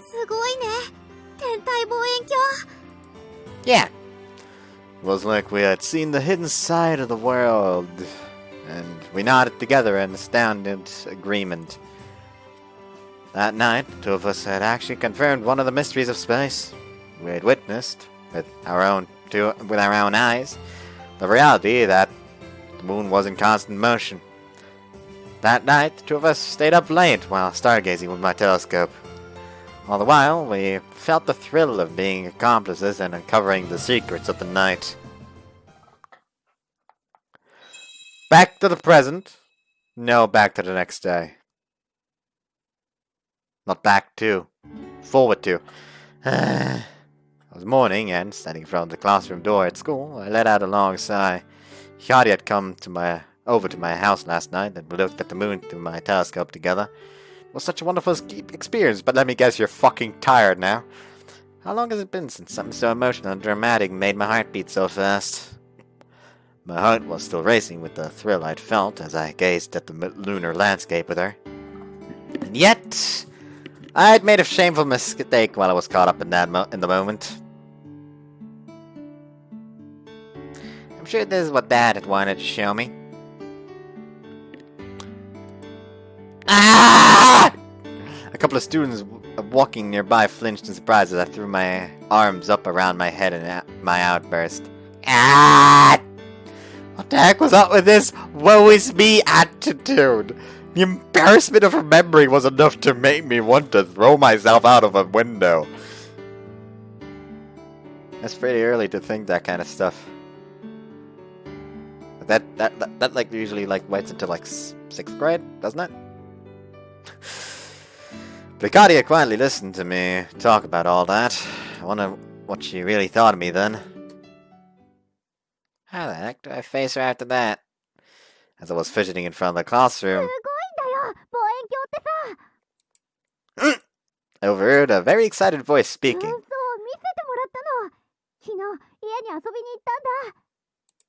I was certain that she was talking about me. But I had to the restroom first. There's a problem. Right as I turned around, there was Saya, who had just arrived at school. She flinched, startled by my sudden movement, and looked up at me with alarm reflected in her multicolored eyes. Sniffle. Tears began swimming in Saya's eyes. No escape. I faced forward again and entered the classroom. 月ってデコボコしてるんだよ。知ってた？山とか谷とかがあってね、ゴツゴツした感じ。嘘だ。ツルツルしてるじゃん。嘘じゃないって。私この目で見たもん。ウサギいた？いたかもしれない。うん、いた。ぴょんぴょん跳ねてた。That was no bunny. I retorted without thinking. I tried to avoid eye contact by turning away, but I was too late. アキト、おはよう。今なんて。The girls in the classroom all glared at me in surprise after hearing that Hikari had hung out with me the other day. Morning, Hikari. 名前で呼び合ってる。昨日の夜、何かあったんじゃない？ Wait, did you actually call him Akito instead of Sorami? アキト。 Yep, she did. あの二人。 The girls started to whisper amongst themselves, like we were up to something taboo. Felt like there was a huge misunderstanding on the rise. While we were looking at the moon together last night, Hikari suddenly sprang this conversation on me. 空見くんってなんか長くて呼びにくいな。アキトって呼んでいい？ That's fine by me. With me. 私のことも光って呼ぶんだよ。 What? ほうき星さんって超長いじゃん。聞いてるこっちもなんかまどろっこしいんだよね。 This isn't about him coming over to play. This is about him calling her Hikari. Like, I just heard Hikari for that line and Hokiboshi for that line, which would be your family name. I really fucked up by just using the first names all the time because they had to rewrite some stuff so it makes sense. Oh yeah, I guess not. 友達ランクさらにアップだね。 So we decided we'd spend time together outside of school too, although truthfully I wasn't really used to the idea yet. どうしたのアキト？風邪でもひいた？ It's nothing. I watched her expression carefully as I answered. It didn't seem like my emotional debacle last night was affecting her in any way. I felt a little relieved. 今ね、昨日のこと話してたんだ。みんなも見たいって、お月様。When I come into the classroom, I was too busy worrying about what to do. I had noticed that the way my classmates saw me had changed from yesterday. I wouldn't go as far as to call it respect, but it was something along those lines. At least they weren't looking at me all confused, like I was some kind of alien anymore. だからさ、やろうよみんなで。天体観測会？なにそれ、難しそう。全然難しくないよ。天体望遠鏡で星を見るの。それだけ。ね、いいよね、アキト。I caught a quick glance of Saya, who was sitting by the window staring at the scenery outside and keeping away from the classroom commotion. She had always been a little unapproachable, like she tended to put up walls between herself and others. Sure, sounds good to me. アキトもこう言ってるし、いいよね。いいけど。Despite their half-hearted responses, Hikari and I looked at each other with knowing glances. We had predicted this kind of back-and-forth discussion last night, but it seemed the first step to our grand scheme was a success. クラスで天体観測会をしたい？ It was lunchtime. After Hikari and I devoured our lunches, we interrupted Miss Saotome's lunch to tell her all about our idea in the hallway. 昨日ちゃんと月が見えたのね。見えたよ。ありがとう先生。すっごく感動したんだ。Though we lacked the vocabulary to adequately express ourselves, it was easy to tell by our expressions how moving it was for us. そう、よかったわね。Miss Saotome replied to Hikari and then turned and smiled gently at me. I felt my cheeks flush, so I lowered my head to hide my だから face. ね、みんなにも見せてあげたいんだ。そうね。Miss Saotome once again glanced at my expression. This time it seemed she was a little worried. Since Miss Saotome was our homeroom teacher, I'm sure she'd noticed that I'd had a hard time fitting in this past month since I transferred schools. どんな星が見たいか、もう決まっているの？ Albireo! I called out suddenly. I'd really like for everyone to see Albireo. Our teacher looked a little surprised, but she quickly nodded her head in agreement. いいわ。じゃあ今日の終わりの回でみんなに提案してみましょう。やったー！観測の計画は2人に任せてもいいかしら。計画って何するの？天体はいつでもそこにあるわけじゃないわ。少しずつだけど動いているの。Hikari nodded her head with an I already knew that expression on her い face. つどうすればその星が見られるかちゃんと調べておかないといけないわ。できる？ As if on cue, our eyes meet in agreement. We can do it! Miss Saotome gave us a smile. よし任せたわよ、2人とも。計画ができたら先生にも教えてちょうだい。わかった。 Thank you, Miss Miharu! I called her by her first name without thinking. Though she was slightly taken aback at first, she chuckled. 頑張って。 With that, she gave me an encouraging pat on my shoulder. I felt a gentle and warm feeling bubbling up inside me. It's been so long since I'd had an adult expect anything from me, like this from me. 行こう、アキト。 Right! どこ行くの？図書室。 With that, we took off towards the school library. ほら、廊下は走っちゃダメよ。 Who the fuck listens to that? Like, nobody listens to the no running in the school hallways rules. Like, I legitimately ran a race down the hallway in my school against a friend once because we wanted to see who was actually faster. Because the thing is, when it came to sports for a very long time, I had no stamina, but by God, I was one of the fastest people in my grade. Like, for some reason, it was like burst. Like, my speed was like a burst. Like, it ain't fucking long, but sure as hell, it was fucking fast. For someone who, you know, didn't do any sports. Like, I legitimately, like, kept up with the people who played football on the fucking daily. Anyways. Now that's no longer the fucking case. I doubt I would be that fast anymore. At the class meeting, it was decided that we would hold a Stargazers meetup. We decided that Takichi would We'd expected that Takeichi would complain, so it was a good thing we had explained it all to Miss Saotome beforehand. As soon as Miss Saotome said that it was a great idea, the decision was unanimous. We moved on to the planning stage of our event. おばちゃん After school, Kari took me to a local candy shop on the way home. Next to Mikazuki Station, there were many small shops that lined the street. The sign of this shop read Saotome. いらっしゃい、ひかりちゃん。 Calling out to Hikari, a little old stout lady emerged from the back of the shop. A puzzled look crossed her face when she saw 見 me. かけない子だね。もしかして君が空見明人くんかい？ Yes. How did you know my name? 美晴から聞いてるよ。ちょっと強情だけど面白い子がクラスに入ったって。 Miharu. Oh! おばちゃんは早乙女先生のお母さんなんだよ。 This lady is Miss Saotome. よく似てるだろ？あの子、私に似て美人だから。 Granny said before letting out a hearty cackle. I could only nod meekly in いつ reply. も娘が世話になってるわね。あの子、学校でちゃんとやってるかい？うん、やってるよ。みんな先生のこと大好きだもん。ね、アキト。 Huh? Oh, yeah.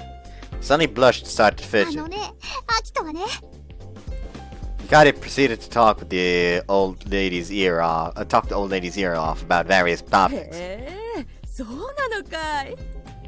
Granny gave a deliberately surprised こ look. んな男前、あの子にはもったいないよ。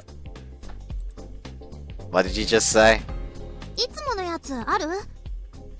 That was when Hikari told her that he likes Miharu, even though it was more like an adult actually like being positive towards him for like once in his life.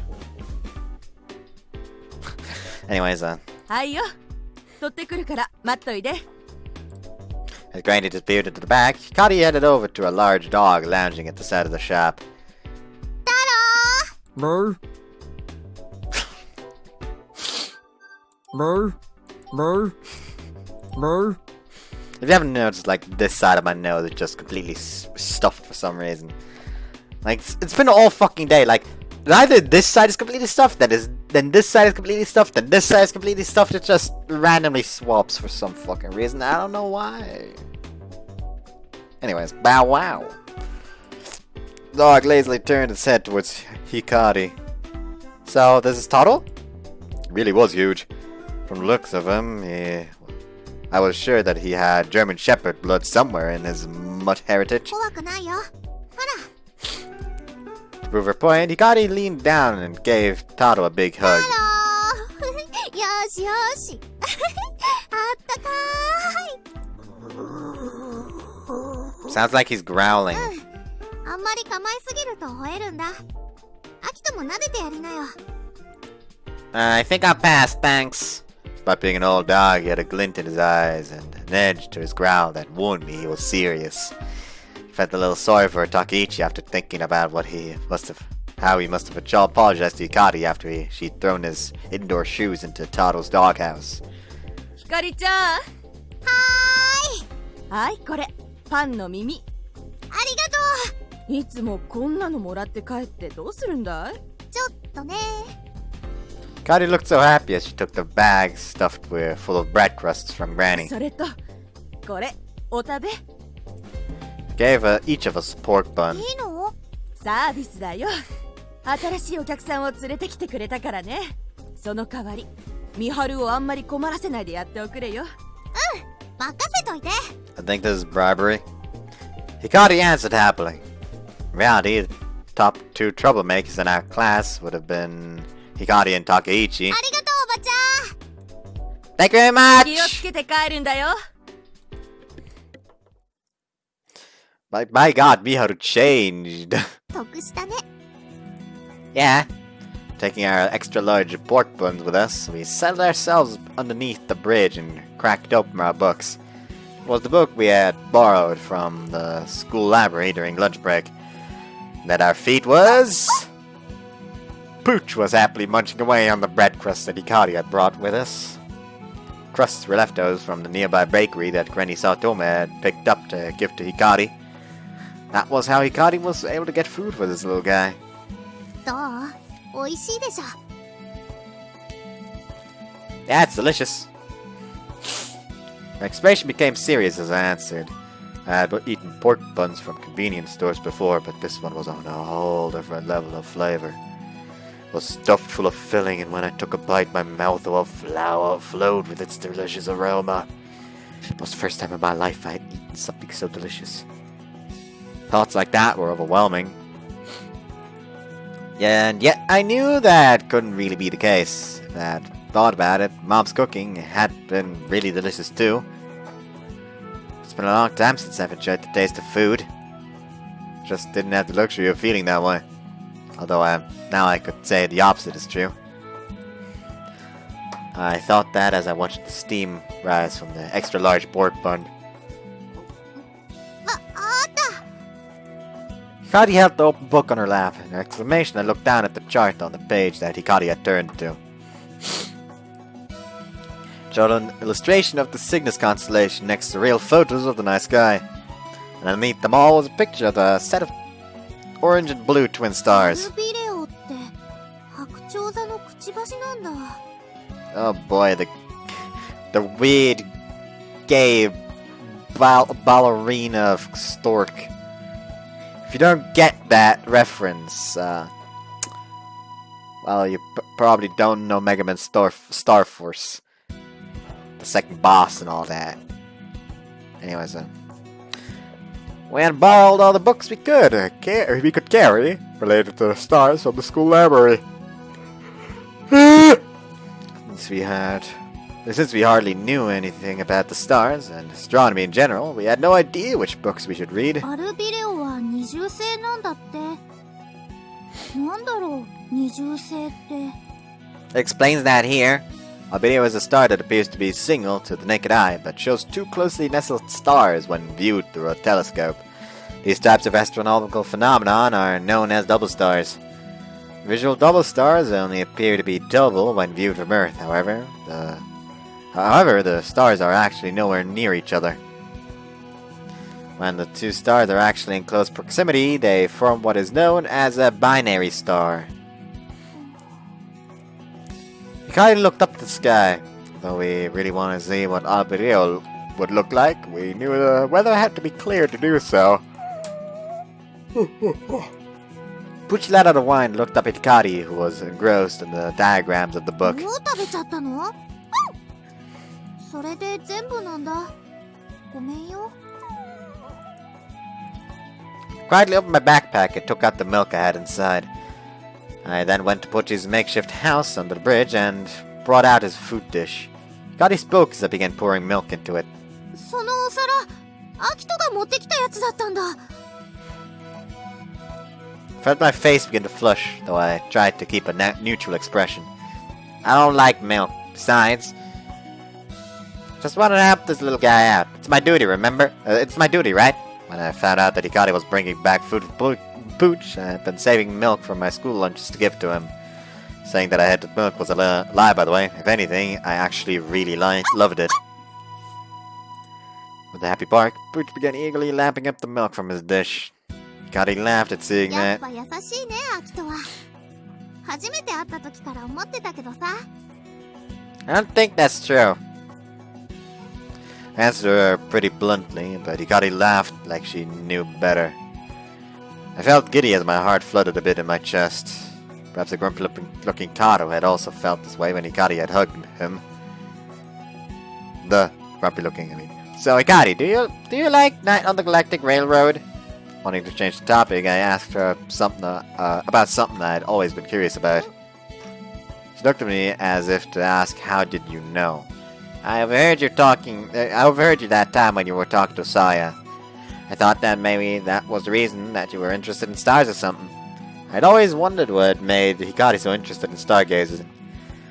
It wouldn't be strange for someone to acquire an interest in stars because they like Night on the Galactic Railroad. It's a story about riding a train that travels across the Milky Way and journeys through the world of constellations. Maybe the reason she knew the star named Alberio is also because of this story. Just like Hikari told Saya, Alberio is a famous star mentioned in Night on the Galactic Railroad. Your dad is a train conductor, right, Hikari? I'd overheard someone mention that in a conversation before, too. He said he was an employee for the local line. That fact also explained why someone like Hikari, who didn't seem like the bookworm type, would read something like Night on the Galactic Railroad. Hikari?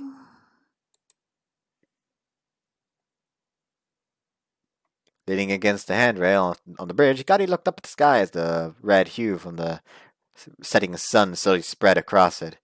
Wondered if I had said something I shouldn't have. Maybe I had poked my nose too far into her personal business.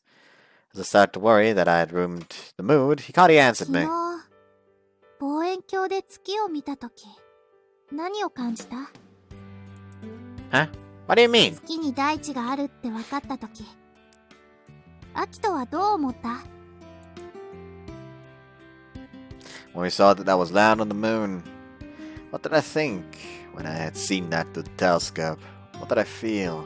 I was intrigued and very excited. Yet, seeing the landscape beyond the expanse of space, I couldn't help but remember a sadness that gripped my heart. What had I really felt at that time? 私はね、行ってみたいって思った。Huh? ここじゃない。どこか遠くの世界。そこには山があって、谷があって、確かな大地があって。This entire part is just childhood memories, isn't it? まるで別の世界がそこにあるように感じて、行ってみたいって思ったんだ。Hikari stared longingly at the star, though her gaze seemed to be fixated on something that lay far beyond the dusky sky. Though it was obscured by a red veil, beyond there stretched the vastness of space. The countless stars that twinkled continuously. Seeing her profile, I felt as though Hikari was far from me, just like I was looking at the surface of the moon through the telescope. Even though I felt as if she was so close, she was still unfathomably far. Despite appearing to be within my grasp, I couldn't reach her no matter how far I stretched out my arms. Hikari? どうしたの？ I'd unknowingly taken her hand. Hikari looked at me in surprise. It's nothing. I could still feel the warmth from Hikari's hand after I pulled away. I felt reassured by that fact. こんなところにカップル発見! That moment I heard the vulgar voice of the person I wanted to see least in the world. 見たぞ! 今手繋いでただろ! イエーイ! 光と空見はあっちっち! あっちっち! That was Takichi and his lackey spouting their nonsense. Pooch had hidden himself behind Hikari. He was such a shy dog that he'd hide if he was approached by anyone who he wasn't used to. またあんたたちか。ほんと暇だね。お前らできてんだろ。だったらどうだっていうの？ Like, you didn't expect that one, did ya? Without thinking, I said the exact same thing at the exact same time as Takeichi. But Takeichi and I were thrown for a loop by Hikari's audacious attitude. 私たち観測計画を立てなきゃいけなくって忙しいの。邪魔だからあっち行ってよ。She waved her hand, gesturing as if she were shooing a fly. Hearing Hikari's nonplussed tone, Takeichi returned to his normal 俺 self. は観測会なんて認めてねえからな。だったらなんで終わりの回で言わなかったのよ。それは先生に嫌われたくないからでしょ。違うっつうの。 Takeichi backpedaled as he realized Hikari was a battle lost, then went after his new target, me. いい気になるなよ、空見。お前が天の川のこと泣かしたの、俺たちは許してねえからな。Not like I'm really wanting your forgiveness, though. だと。 The one who should forgive me is Saya herself. Takeichi huffed, dissatisfied with my どう reply. やって許してもらう気だ。土下座でもすんのか？アルビレオを見せてあげればきっと分かってくれるよ。天体観測会はそのためのものだからね。Yeah, I agreed wholeheartedly. なんなんだそのある。さあ、怪獣の名前だと思う。知ってんだぞ。空見が昨日まで望遠鏡の使い方も知らなかったこと。だっせーな。毎日学校に持ってきて見せびらかしてたくせに。The Senator's face like it's the only thing I have left from my dead parents. Just like completely shut him down. Just completely. And as usual, his two lackeys chimed in with echoes of so lame. It was so predictable that it made me wonder if they practiced this routine in their spare time. Acting mature, Hikari let out a purposefully loud sigh. そんなのもう遠い過去の話だよ。タケ、こうしている間にも星は動いているんだよ。急に難しいこと言うんじゃねえ。こないだ理科のテストで40点だったくせに。あんたは38点だったでしょうが。Shut お前ら down. なんかに絶対できねできるよ。え。できない。できる。そうだよね、アキト。 We can do it. できなくって後で泣いて謝っても許してやんねえからな。After that last remark, Takechi left for home with his two minions in ほ tow. んとタケにも困ったもんだよ。でも天体観測会は絶対に成功させなきゃいけないしね。Yeah. I replied as I recalled an image of Saya sitting in the corner of the classroom, looking disinterestedly out the window. The reason she had cut herself off from the rest of the class is because of me. The day that she had transferred into the class, I made her cry in front of everyone. Because of that, I created a very awkward situation between her and the rest of the class. I knew if I could show a video to her, it would help clear up this misunderstanding. Also, I feel like earlier I fucked up by saying like, yes, she should apologize to me, even though that's probably not what you said. What was it? The one who should forgive me is Saya herself. Did I fuck that up? Or did I not fuck that up? Anyways, although I wasn't all that sure if it would help her get along with our classmates. 大丈夫。きっとうまくいくよ。Yeah, you're right. Things have been going really well already. The reason I had involved the class was so that I could force Saya to come. But because even if Hikari and I had invited her out, there was no guarantee that she'd shown up.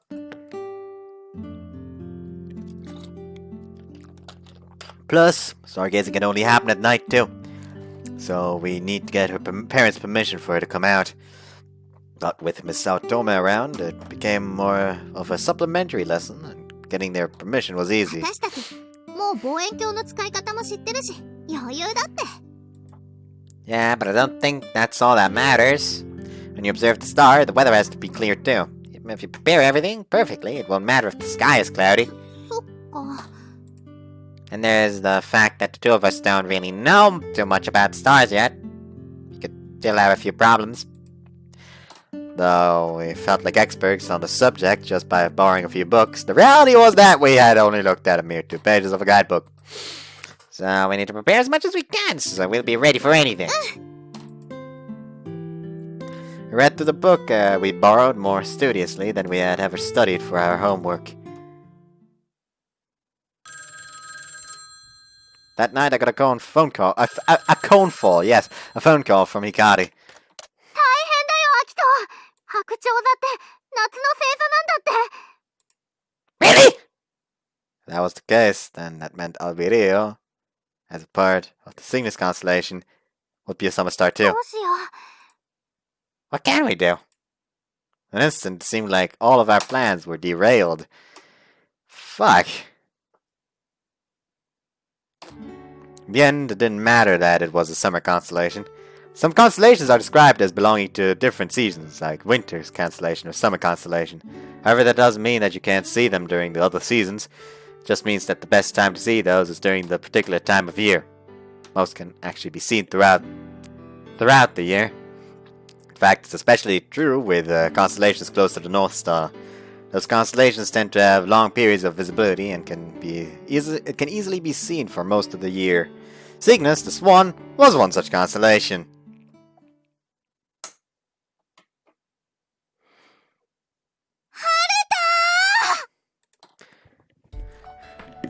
Did you see the weather report? 見た見た。夜までずっと晴れだって。白鳥座は冬でも見られるし、天気予報もバッチリだし、これで勝ったも当然だね。Hikari said this with an expression bright enough to rival today's sunny weather. Today was the day of the Stargazers meetup. We had already planned things out meticulously and had Miss Saotome review it all for us. All that was left was waiting for night to come. いよいよ本番か。緊張するな。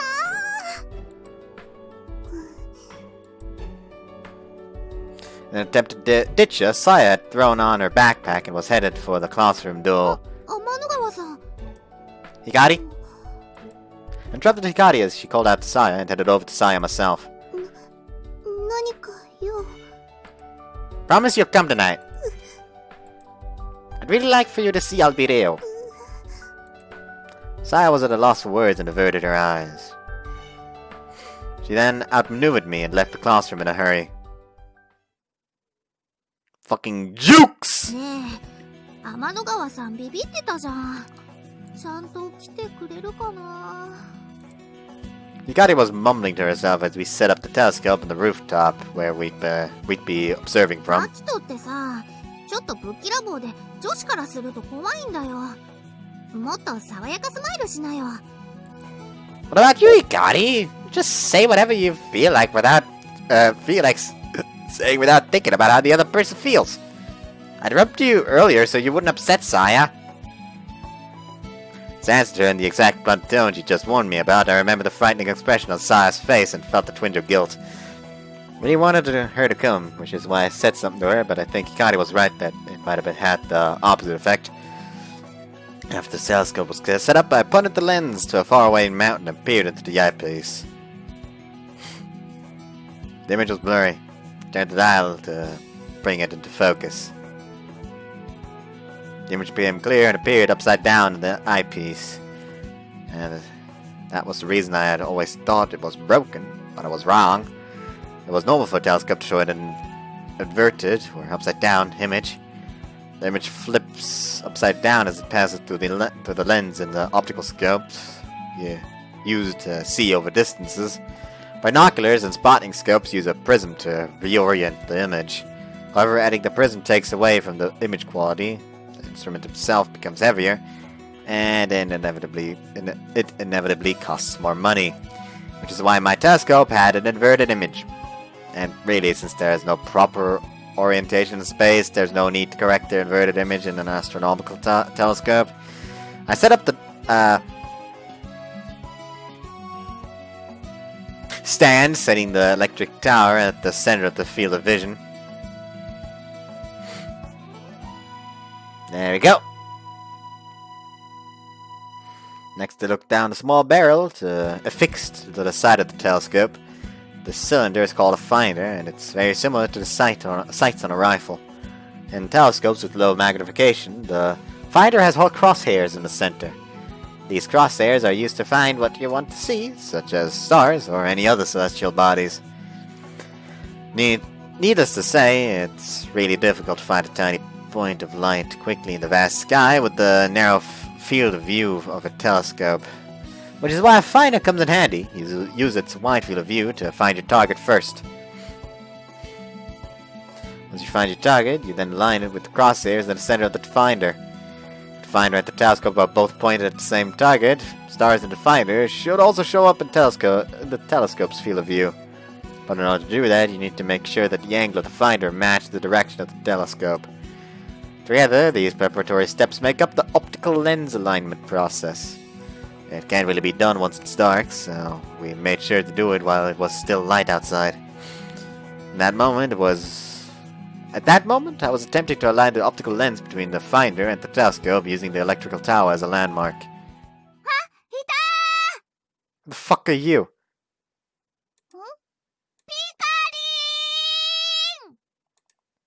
One of the younger students came bounding up onto the rooftop. Girl enthusiastic greeting was cut short by an emphatic judo chop to the head. その名前で呼ぶんじゃない。Seeing Hikari's hand still threateningly poised for another strike, the girl timidly corrected herself. ひかりちゃん That do be looking like a young version of the third girl. どうした5年生みんなで遊ぶって本当ちっちっち遊ぶんじゃないよ天体観測会をするんだ天体観測会 The little girl's expression turned serious once we affirmed her question. ねえコロナも言っていいいいでしょね She's called Corona. I said I would somehow integrate the word sick in the part where we first see her. So now I know that this part is going to be called Sick Childhood. Why am I doing this to myself? The little girl pleaded as she clung to Hikari, tugging earnestly on her shirt. 私に言われてもな I'm sure it'll be okay if we ask Miss Saotome, right? 誰 Picking out halfway behind Hikari, the little girl regarded me あ warily. 人だよ転校生のあ知ってるお兄ちゃんが言ってた転校生その1だ Oh no, is she... Oh no. She's Takeichi's sister, isn't she? What's with that nickname? ちゃんと自己紹介しなできるでしょもう大きいんだから Steeled by Hikari's prompting, the little girl faced me and set her posture. 草壁コロナ4年生です Kusakabe? As in, that Kusakabe? そう竹の妹なんだ You don't say. For some reason, she looked like she was bracing herself for something.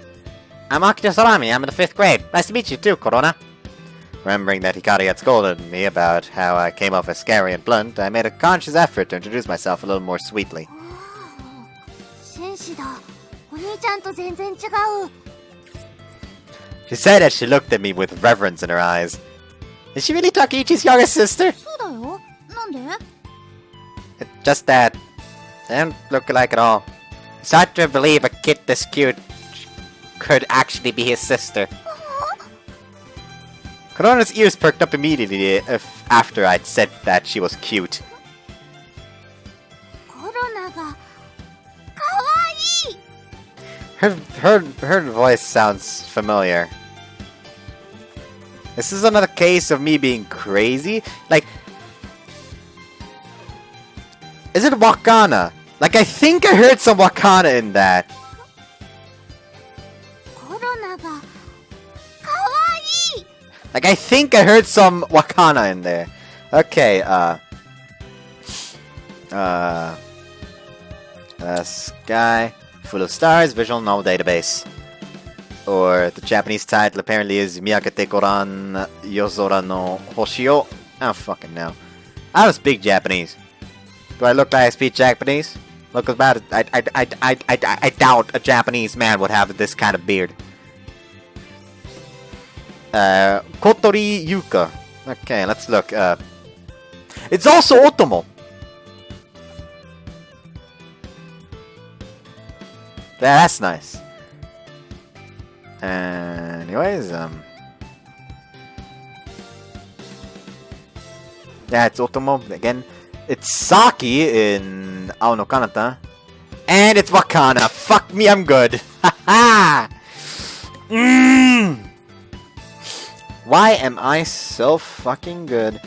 Actually, hold on. Sabbath the Witch is older than A Sky Full of Stars, huh? Interesting. Apparently GeForce is complaining that a new driver is available. Anyways, is that weird? よく言われるお兄ちゃんに全然似てないねって I see. そうだよアッキー Did she just call me Aki? アッキーは遠くから来たんでしょどこから来たの東京ニューヨーク New York? ほーらいきなり変なあだ名つけるな Twist, twist, twist. ビカリンギブギブピカ Twist, twist, twist. そうそうひかりちゃんごめんなさい She has a very strange cat-like aura right now. Make sure you tell Miss Satome that you'd like to join us at the Stargazers meetup. みはるちゃん、私たちの先生をそんな風に呼ぶな。 Twist, twist, twist. お母さん。まったく、生意気なんだから。 After Hikari let her go, Korona cried out. 聞いた。 She said as she rubbed her temples like someone who was trying to ease a migraine.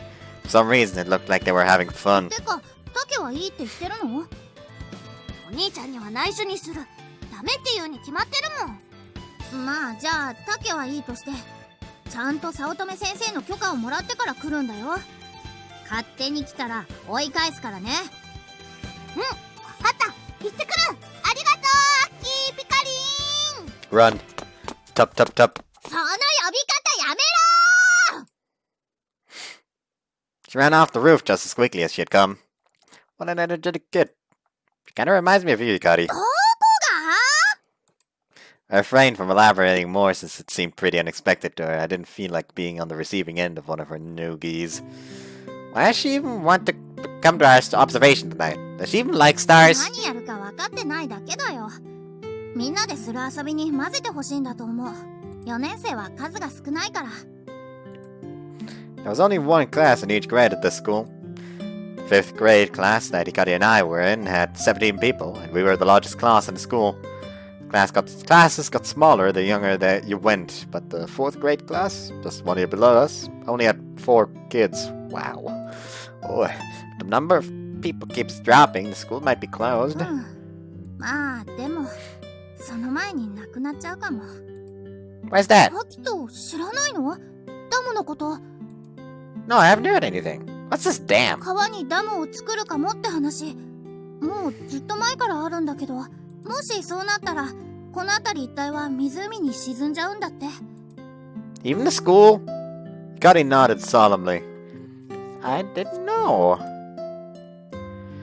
After being handed off to my granddad like unwanted baggage, it was no surprise that I wasn't aware of the town's situation. And with granddad being the silent type, I doubt he would have told me that much anyway. I took a good look around at my surroundings from the rooftop. All this would be under a lake. There were paddies, fields, and overgrown empty lots scattered between sporadic trees. Nestled amongst them all were homes and other buildings. It was hard to imagine that everything here would be flooded and disappear beneath the lake created by the dam. Being as new to the town as I was, I couldn't scrape together any feeling of attachment to it. The town itself unspecial me, so it was hard to say I'd be sad to see it go. But I did think that losing the town would be a bit troublesome. Wondered how Hikari must feel. Thinking that, I glanced at her profile, but it was hard to tell from her expression whether she was unhappy or if she didn't care either way. できた？ Yep, all done. That's the last of the prep work. The axis of the lens set telescope setup was complete. We'd also checked the time, the viewing coordinates, at the time that our video would be set. As long as the good weather held up, it seemed like tonight's observation would go off without a hitch. それじゃあ帰ろっか。 Yeah, stargazing would take place at night. So we had decided that everyone should meet up again after going home to have dinner. Night had fallen. Everyone from the 5th grade class gathered in front of the school. Everyone was excited to be here this late in the evening, and it really felt like we were at a festival. Hikari had arrived. Whoops. She was happily running over as she usually does, but right behind her was the puppy. 何？子犬？わあ、かわいい。 Despite being so happy to follow Hikari, Pooch suddenly became very timid when surrounded by so many unfamiliar どうか faces. したの？先生、ひかりちゃんが犬を連れてきちゃったんです。あらあら。 Satome seemed to be at a loss upon seeing the forlorn look on the puppy's face. I whispered to Hikari, "Why'd you bring him along?"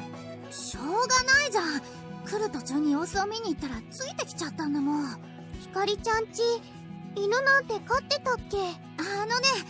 この子捨て犬で今は橋の下で。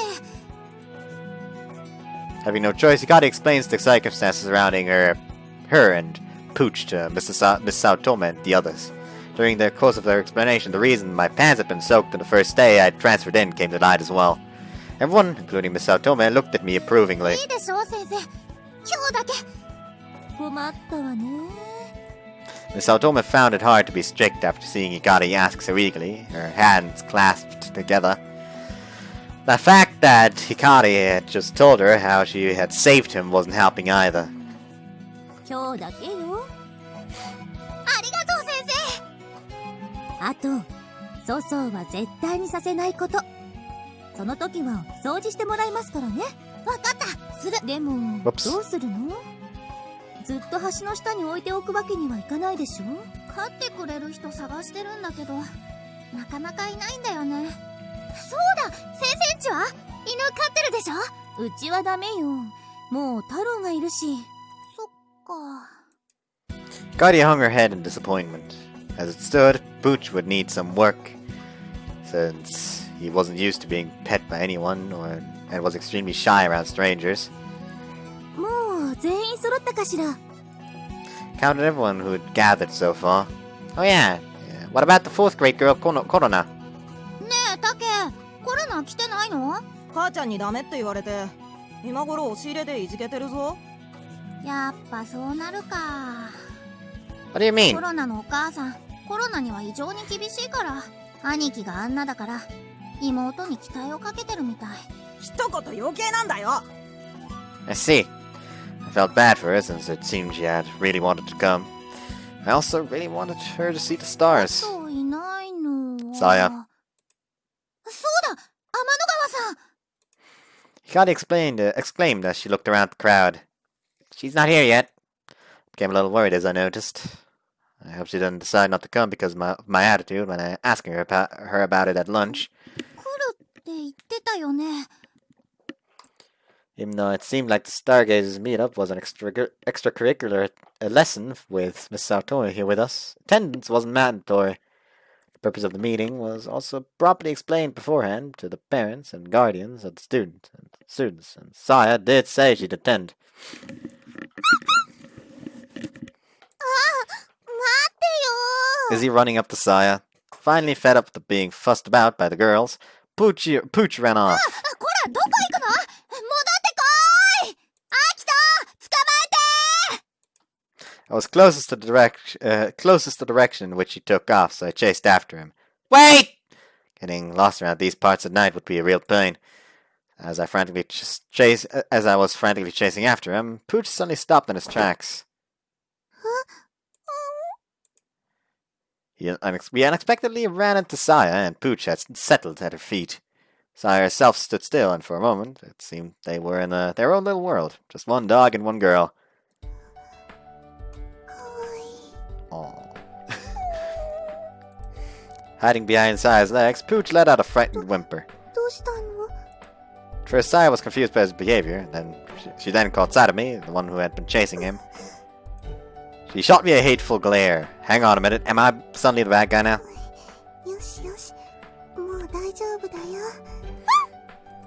Pooch's tail wagged furiously as Saya patted his head. もうワン吉が懐いてる？美少女だからか。美少女だからなのか。 I seriously doubted that dogs had the same sense of beauty as people did, but it was clear that he had become quite fond of Saya. おい、さっさと始めろよ。 Takechi asked in an irritated 早 voice. く終わらせて帰りてえよ。文句言うなら来なきゃよかったじゃん。お前らがちゃんとできるかどうか見届けてやるためだよ。できなかったら全力で笑ってやっからな。ふんだ、そんなことにはなりませんよーだ。お前、何笑ってんだ？なんでも He ない。 messed with the goddamn telescope, didn't he? Takechi wasn't the only one who was getting tired of waiting around. I took account of everyone. Looks like everyone's here. Kari turned around to pick up Pooch, but かわいいね。よしよし。 he was nestled comfortably in Saya's arms, enjoying the attention. Several of the boys there glared at the puppy enviously. ちょっと懐きすぎじゃないか。 Guess dogs like cute girls too, huh? Thwomp. Ah! She buried her fist in my side. ああ、いっか。おかげでお姫様もご機嫌みたいだし。 Though I was hunched over in pain, grasping my side, I couldn't help but agree with her. I'm pretty sure that was the first time I'd seen Sai in such a great mood. それじゃあ屋上行くよ。 With Hikari in the lead, all of us made our way up to the roof. Was it smashed? When we got to the roof, the winter stars were twinkling brightly in the clear night sky. Oh, it wasn't smashed, apparently. 星が綺麗に見えるよ。 Hikari exclaimed happily. There wasn't a single cloud in the sky, and even the night sky felt bright. Where's Cygnus? あそこ。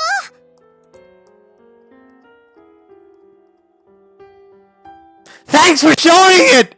I was such a huge problem with Hoshiori Yumemiya because I never knew which fucking stars they were talking about. I would never be able to find that in here.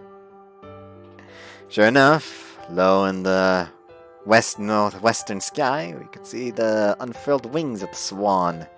Since it's a summer constellation, I figured it would only stay visible for another hour and a half before setting. Following the lines of its head and neck towards the horizon, there at the tip of its beak was Albireo. Thanks. At the first glance, it looked just like any normal single star, but in reality, it was a double star made up of two stars aligned tightly together. 沈んじゃう前に早く見よう。 As we stood there, it seemed like the swan would dive below the horizon at any moment. Despite knowing we had plenty of time to spare, it felt like we needed to hurry. We went to grab the telescope we'd prepared and left here that afternoon. What the? どうしたの？ It's not here. Hikari cocked her head to one side in confusion. In shock, I reiterated. My telescope. It's not here. I had left my telescope near the entrance of the roof with the optical lens already set up for the night, but I couldn't find it anywhere. 帰るときここに置いてたよね。 Yeah. どうしたの？ああ、先生。ここに置いてた望遠鏡がなくなってるの。なんですって？誰かが片付けちゃったのかな。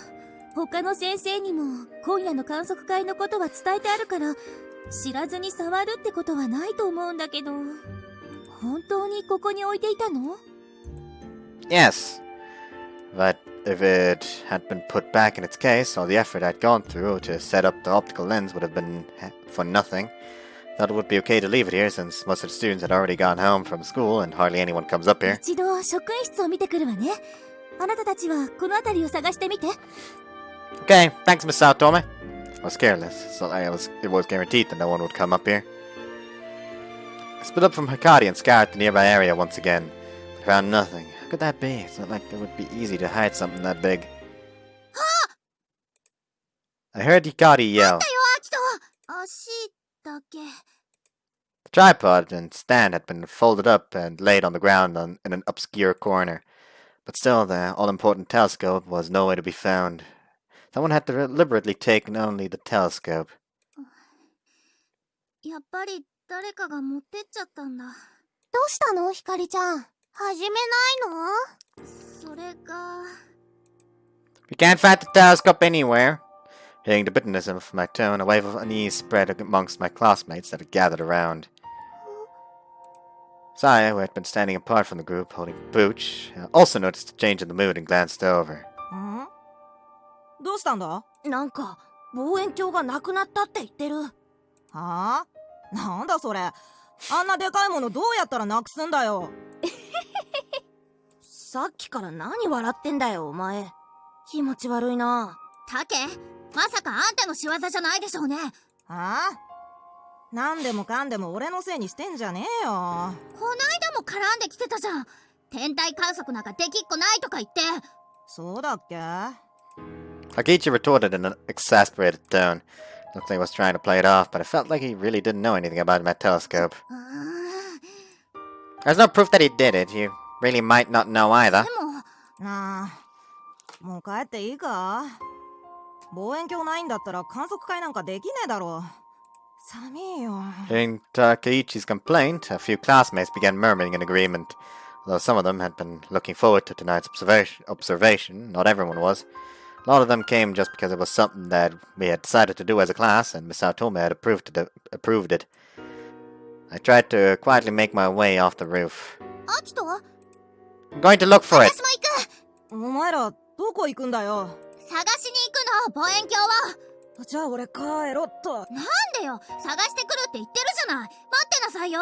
だって寒いし。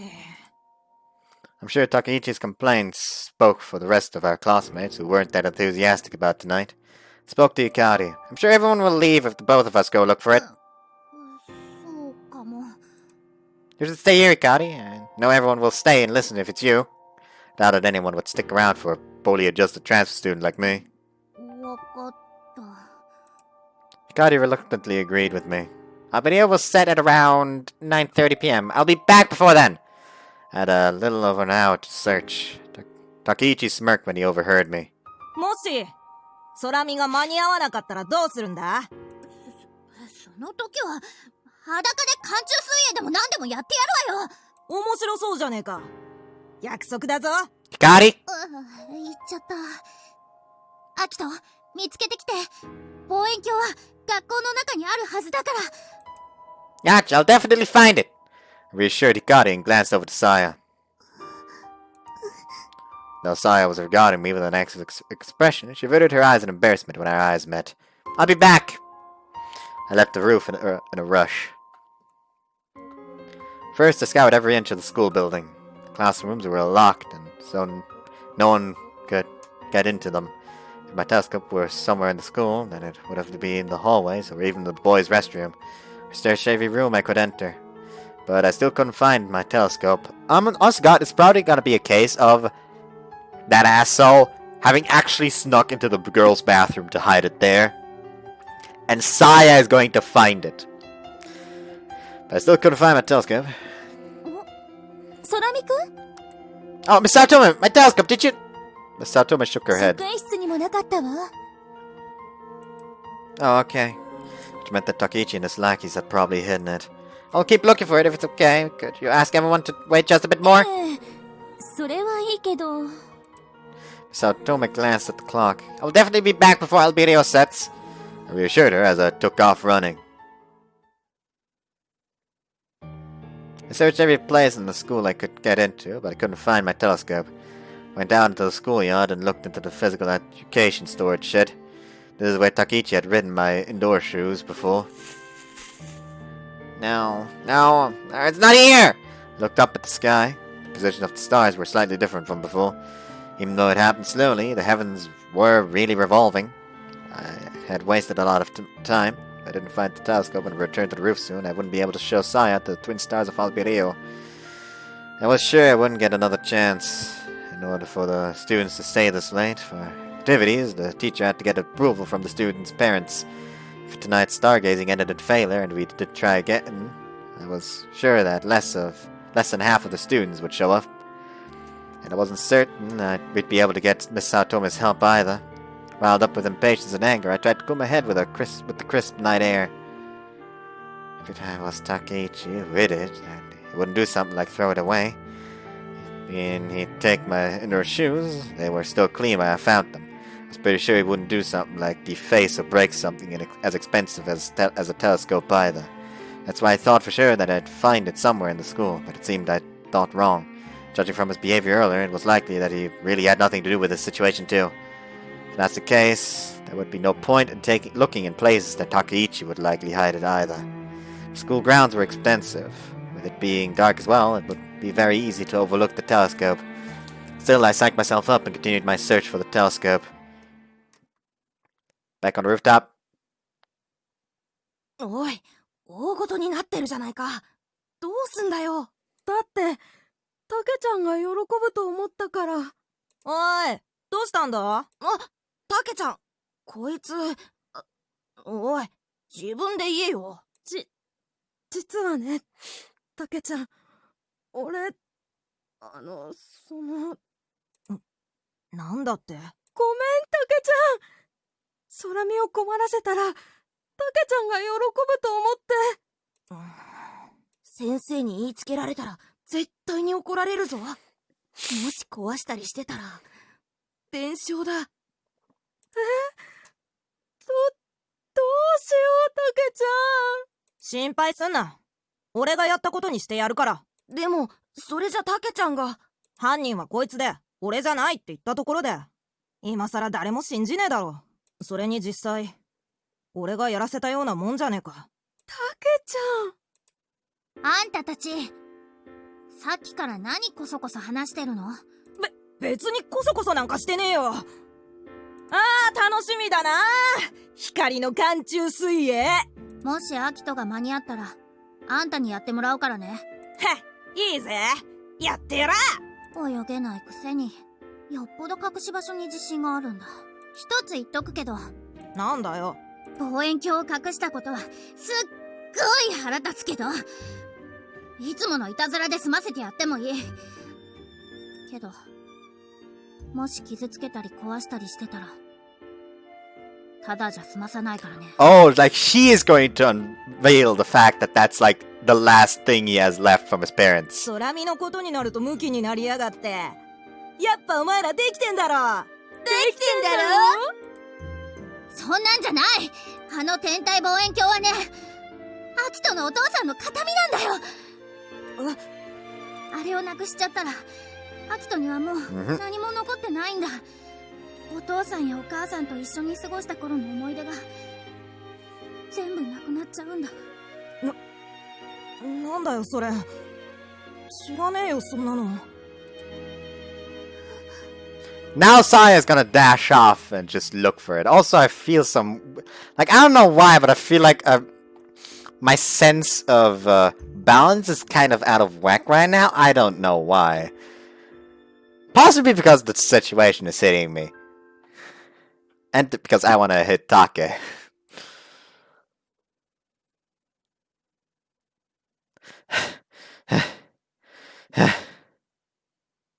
There was a limit to how long a single person could last searching the entire grounds of a large school. I checked every possible place that looked as if it would hide something as long and narrow as my telescope. The bushes, the physical education storehouse, but there was nowhere to be but it was nowhere to be found. There was a possibility that it could have been in a locked classroom. Since Takeichi's gang most likely hit the telescope after school, it was an entirely believable scenario. But if that's the case, I won't be able to get it until morning. No, wait. Wouldn't it be better to ask Miss Saotome if she can unlock the doors for me? Or better yet, shouldn't I just tell Miss Saotome everything? Sure, it'd be fine to tell her about everything that had happened. But that was the last thing I wanted to do. I felt like I'd be playing right into their harassment. I had no proof either. There was still a chance someone else had done this too. Overwhelmed by impatience, I looked up at the sky. Only 30 minutes remained until Albireo would set. I heard a puppy bark.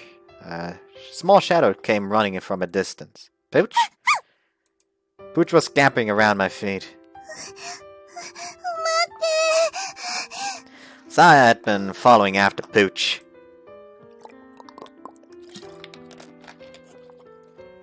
Saya! As I unexpectedly came out of the shadows, Saya let out a shriek as if she'd seen a ghost. Seemingly embarrassed by her outburst, she clamped her mouth shut with both hands, her cheeks turning pink. What is it? Jeez, get out of here! I'm a little busy right now! Saya called Pooch back to her, keeping her at distance from me as if she were afraid. After weighing his options between me and Saya, Pooch took off in a completely different direction from either of us. Saya ran after him. I had no intention of being distracted by Pooch, so I decided to leave him to Saya. If it's not around here, I'll tell Miss Saotome and ask her to open the classroom for me.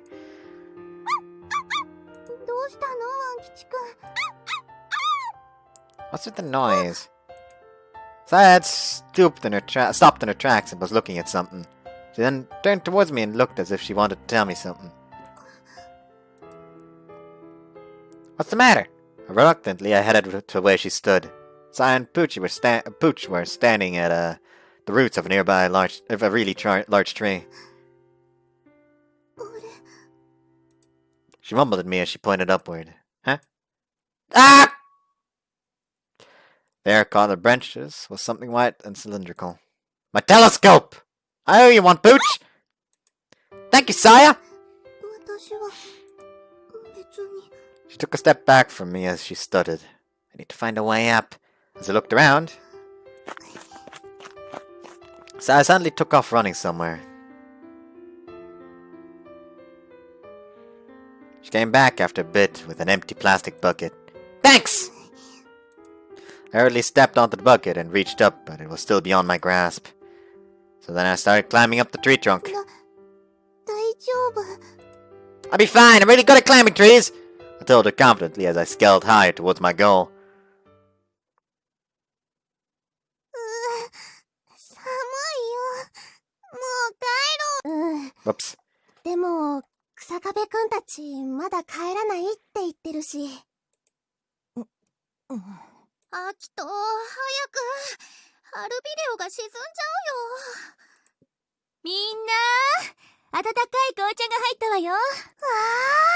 ほうき星さん、みんなに配るのを手伝ってくれないかしら。はい。みんな寒いだろうけど、もう少しだけ辛抱しましょうね。はーいじゃあもうちょっとだけ空見のやつ戻ってくるかな。さあな。でももし間に合ったらたけちゃんが寒中水泳しなきゃいけなくなるぞ。そんなのダメだよ。紅茶うめえ。何してんだ？お前らももらってこいよ。I like how he's just chill all of a sudden. I feel like that was the moment of realization, like, fuck. Once I retrieved the telescope, I ran back to the roof. After that, Pooch and Saya followed behind. Just a bit more, come on! あ、来た。本当に戻ってきやがった。 Takichi's minions were waiting right at the top of the stairs of the こ roof. こは通さないぞ。ぞ。I stopped to catch my breath. Move it! やだね。どいたらたけちゃんが寒中水泳しなきゃいけなくなるからダメだ。Seemed like they wouldn't be letting me through to the roof no matter how long I waited. Just to let you guys know, I won't hold back. お前なんか怖くないぞ。そうだぞ。 Even if it was 2 against 1, I didn't plan on losing to these idiots. But I had the telescope too, I wouldn't be able to go all out while holding this. Moreover, if I did act and someone got injured, that would be the end of any more Stargazers meetups. Miss Sato would probably get in trouble too. Minions picked up on this weakness and became more あい confident. つの望遠鏡を取り上げろ。Stop! Let go! 追い詰め。俺が抑えてるからその間に行け。 Ah, you jerks! Well, I guess it was time to go all out. Besides, they were the ones in the wrong. Surely the grown-ups would understand.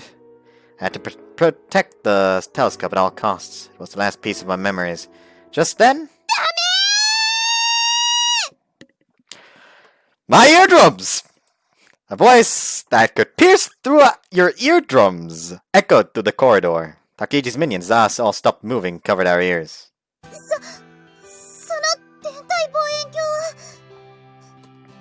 大切なものなの空見くんの大切なお父さんのだから Slowly, tears gathered in Saya's eyes. Was she going to cry?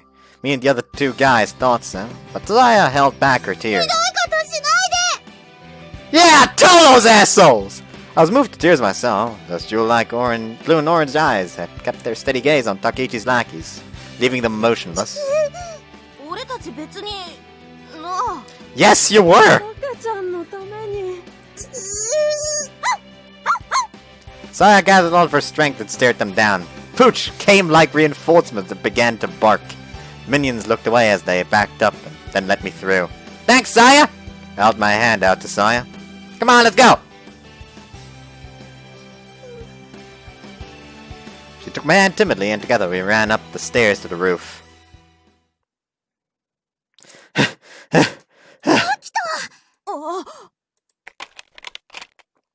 After getting back to the roof, Hikari and I wasted no time with chit-chat and quickly set up the telescope and tripod. After a bit of difficulty, we got it mounted and turned the lens towards the west-northwest sky. Where's Cygnus? However, I'd found Cygnus, but I couldn't find its key feature, the beak. Where's Albedeo? アルビレオはもう He said apologetically. I checked my watch. Oh, why? I thought we still had time before it set! Based on my calculations earlier, we should have made it in time. The thing is, the time you probably had was for when it set completely. But, it only, gradually sets. Probably starting with the beak. Why can't we see it? But without an explanation from anyone, I soon realized there was a mountain in the northwest corner. Since Mikazuki village was in a valley, you couldn't see the horizon, not even from the school's roof. Since the time I had calculated earlier was only for the horizon, if there really was anything to block the view of the horizon, the video would be hidden from view. Cygnus's beak had already flown into the far edge of the night. Can't believe it. Fell to my knees, stunned. もう見れないの？せっかく待ってたのに。 I heard everyone's sigh and voiced disappointment. やっぱ嘘つきじゃねえか。待ってて損したぜ。 Even Takeichi, who should have sounded more triumphant, spoke with guilt in his voice.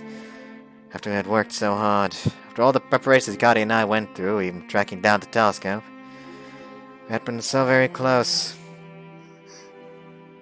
間に合わなかったの。 Saya posed her question very quietly. Sorry, I answered weakly. I'd promised to show her. もっと高いところないかな。そこからならまだ見えるはずだよ。 It's impossible. I've already set it by the time we get there. It'll already have set by the time we get there. If we were to search from the top of the mountain, blocking Albedeo, we'd probably see it. But by the time we got to the summit, it would have sunk far below the horizon. But far below the horizon. I stood and faced the other students with my head bowed. We won't be able to set Albedeo. I'm sorry to have wasted your time.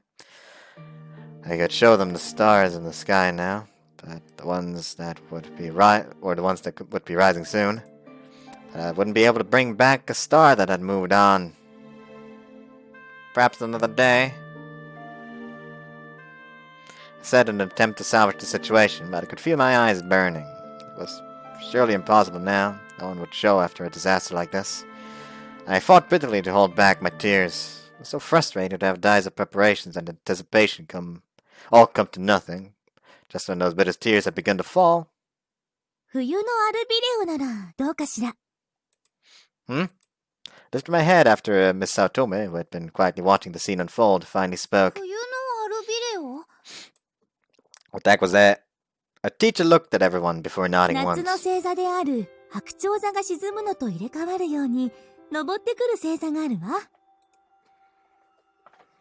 The teacher gazed at the sky in the opposite direction of the northwest area we were all facing. There sat, at the entrance of the valley, a V-shaped crevice that opened all the way through to the horizon. From this crevice, a bright first magnitude star could be seen starting its journey towards the heavens, although it was very close to the horizon. It was the brightest star in the sky, Sirius. Other stars came together with Sirius to create a constellation. 冬の星座、大犬座よ。 Canis Major. But I'd never heard of such a star in Canis Major. Certainly it wasn't in the textbook. Satoma, what's the winter albireo? 空見くん、ほうき星さん、いらっしゃい。 The teacher called us over to the southeast edge of the roof. この辺りがいいわ。望遠鏡をここに。I set up the telescope according to the directions I'd been given. ほうき星さんと、そうね。天の川さん。 Saya jumped at having her name called 温 suddenly. かい紅茶をもう一杯入れてきましょうか。はい。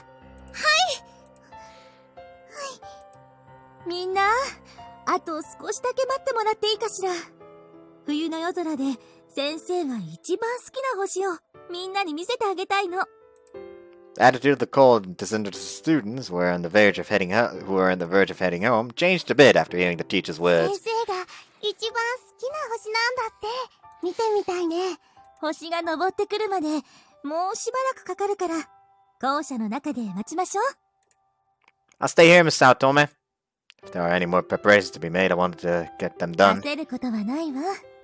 寒かったでしょう。一緒に温まりましょう。 His fucking hair is just all fucking red, almost fucking falling off. Nah, I can handle more. Following the teacher's instructions, everyone headed inside school and had some of the hot tea that had been prepared by Hikari and Saya. And as we all waited to warm up, Miss Saotome talked to us about the stars. We listened to the adventures of the hero Perseus and the romantic tales of Andromeda. We also heard tales of the hunter Orion and his hound, and other interesting myths and legends related to the constellations.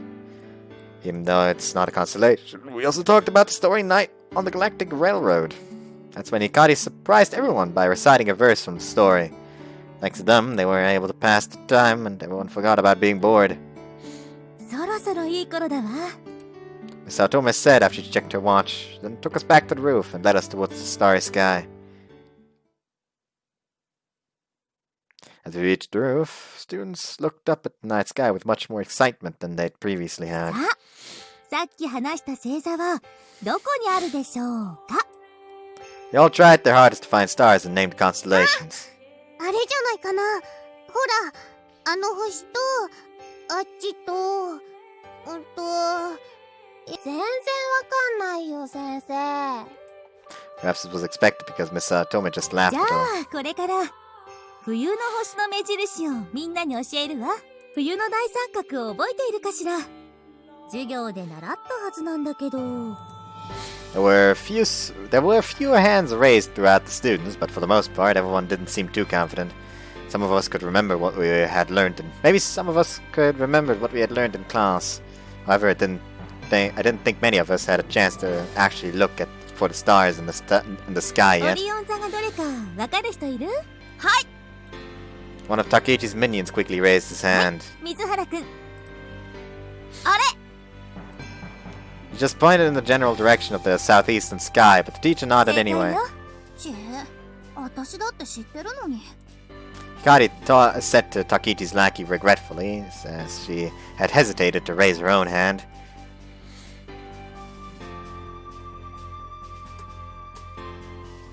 Orion. オリオン座はすべての星座の中で最も形が整っている星座と言われているわ。それに明るい星が多いから比較的見つけやすい星座でもあるの。だからオリオン座を目印にして覚えましょうか。 Everyone gazed up at the Orion オ constellation. リオン座の左肩の赤い星、あれはベテルギウスという星よ。 Beetlejuice! Bagel geese! ベテルギウスは不思議な星で5年半くらいの周期で明るくなったり少し暗くなったりするの。 Bottle どうして guess! だかわかる？ Oh, she wasn't done. Whoops, sorry about that. お月様みたいに欠けたりするから？いい答えね。でも違うわ。セラミくん、わかるかしら？ Whoops. Because it's getting larger and smaller. The teacher smiled sweetly and nodded her そ head. の通りよ。どういうこと？あの星、大きさが変わるベテルギウスは大きく膨らんだり小さく縮んだりしているの。そのせいで地球からは明るくなったり暗くなったりしてるように見えるのよ。 Students all exclaimed in そ admiration. れだけじゃないわ。あの星は実はもう爆発してなくなってるっていう研究者もいるのよ。の？嘘だ！だってあるじゃん、あそこに。 The teacher just smiled as if she had been expecting that reaction. 地球からベテルギウスまでの距離はおよそ642光年。じゃあ今私たちが見ているあのベテルギウスはいつの姿なのかしら？どういうこと？わかんない。今の姿じゃないの？ 642年 Teacher smiled brightly towards Saya, who had answered in a tiny, weak その voice. 通り。1光年は光の速さで進んで1年かかる距離だから、642光年先にある星の光が地球に届くまでおよそ642年かかることになるの。 Oh, that was more. だからあれはうんと昔のベテルギウスなんだ。ベテルギウスだけじゃないわ。太陽系より外の星々はどれもうんと遠くにある。地球に光が届くまでに何年もかかるから、私たちがこうして見られる星の姿はみんなと昔の姿なのよ。 All the students nodded their heads as they listened, though probably no one actually understood. ということは These are some old fuckers. That may hold on, I need to think of another one.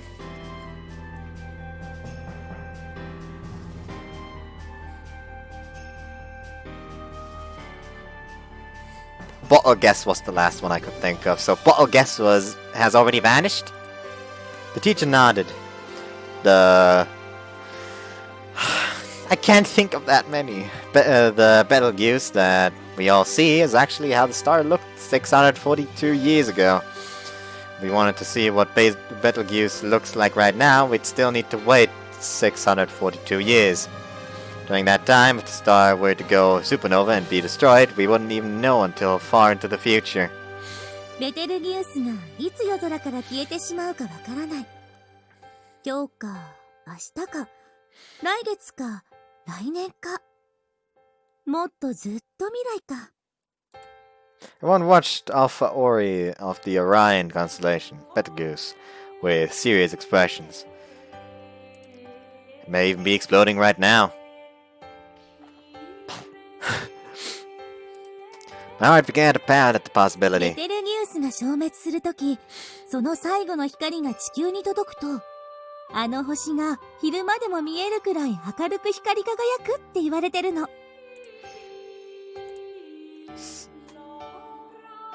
もしかしたらその光をあなたたちはその目で見る日が来るかもしれないわね。すっげー。おー。でもそしたらベテルギウスなくなっちゃうんでしょ。やだな、そんなの。The boys looked forward to the star's destruction while the girls mourned its loss. I stopped to consider each experience and looked up at the expectant old star. ベテルギウスから今だと左斜め下へ行ったところにもう一つ明るい星が見えるかしら。 Everyone tried their best to find it. It's probably that one. 違うよ。遠すぎるだろ。こっちだよ。みんな見つかったかしら。 A yes could be heard here and there from the あの students. 星はプロキオン、子犬座の星よ。 Yep, I'm good.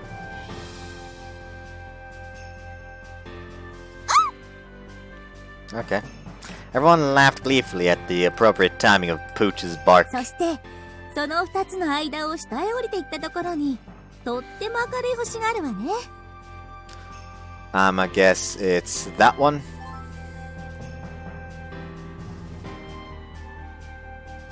It was a star that was so bright we didn't need to search for あ it. れがシリウス。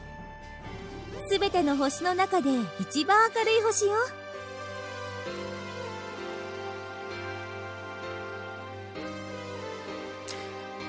I'll be honest. When it comes to just purely, like, getting across astronomy, this one is doing a better job than Hoshiori Yumemura. As much as I enjoyed Hoshiori Yumemura, every time they were like, look at the pretty stars! That's that star! And that's that star! And that's that constellation! I just sat there like, ah yes, the bee is my favorite constellation. I mean, then get that joke. Well, I don't know how to just like the bees is the best constellation. Just go ahead if it's not for you. Just go ahead and go outside. Just look up the sky and look for just a bunch of stars. That's the bees. Namely, every fucking star is part of the bees because I can't be asked with actually looking for the goddamn constellations because by God I can't fucking find them. Anyways, With an apparent visual magnitude of close to minus 1.5, it's the brightest star on the heavens. Aside from our Sun, Jupiter, Mars, and other bodies in our solar system, it's the brightest star in the night こ sky. の3つの星を結んで冬の大三角というのよ。 Boop, boop, boop. So was that Hikoboshi and that Orihime, or was that Hikoboshi and that Orihime? この明るい3つの星が冬の星空 I の do 目 remember that 印に being な the るの。 case, if I remember correctly. Actually, yes, Sirius was Hikoboshi, I think. But again, I have no fucking clue. Like it's been some time since I played Oshiori and Mimira. Yeah, そのシリウスがあるのが大犬座、子犬座と大犬座とオリオン座。何か思い出さない？ Orion. Canis Minor. Major, I mean. Canis Minor. Thank you. さっき話してたやつだ。 The teacher nodded with an expression that said very well 大 done. 犬座と子犬座は狩人オリオンの猟犬だって言われているの。 The students all exclaimed in admiration again. I finally realized that Miss Saotome had told us stories about the legend of Orion so that we could be interested in the Winter これ Triangle. から見る冬のアルビレオはあの大犬座のすぐ近くにあるの。 Let's see if I can guess. Is it that? 空見くん、望遠鏡の準備はいいかしら？ Yes, ma'am. I'm not sure why I answered so nervously. 境内で見つけるにはちょっとコツがいるのよ。いい？まずは大犬座の後ろ足から。 She usually guided the hand that I had on the Altazimuth mount and tilted the telescope. She placed the cheek right next to mine, and we took turns speaking through the そ telescope. こから2つの星を結んだのと同じ距離を延長したところに Equal to the distance between the two stars. Miss Saotome peeked through the telescope. ほら、あったわ。 The teacher stopped the small handle of Altazimuth mount. どうしたの？空見くん。 The teacher looked at me curiously. We had finally found the star, but I wasn't looking through the telescope. Well, I want Saya to look first. After saying that, I stepped aside. おいでよ。遠慮しないでさ。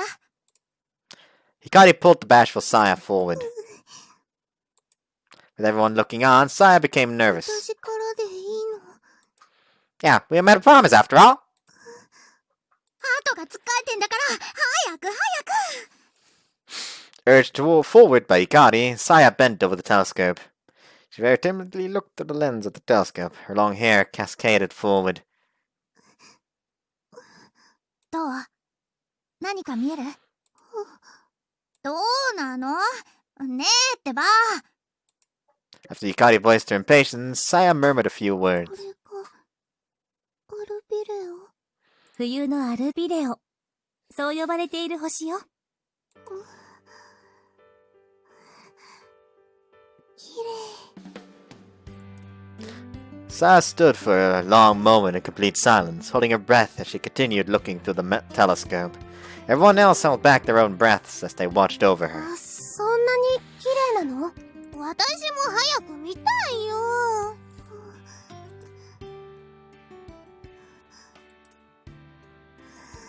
After a short while more, Saya gathered some of her fawn hair behind one ear and pulled away from the telescope with a small soft sigh. 私！あ、ずるいひかりちゃん。 Hikari impatiently dove towards the telescope. ほんとだ。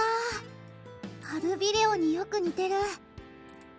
After careful observation, Hikari turned to me and あき grinned. と綺麗だよ、すごく。 Afterward, the students lined up and one by one looked through the telescope. Halfway through the line, Miss Saotome realigned the Altazimuth mount to match the star's new position in the sky that had changed with time. Everyone had their chance to look through the telescope. あきとも見なよ。 Sure. Taking a deep breath, I slowly leaned over the telescope. So much had happened up until this point, my chest felt like it would burst. And now the star shown at the end of the telescope was a star I didn't even know. I was a bit scared to even look.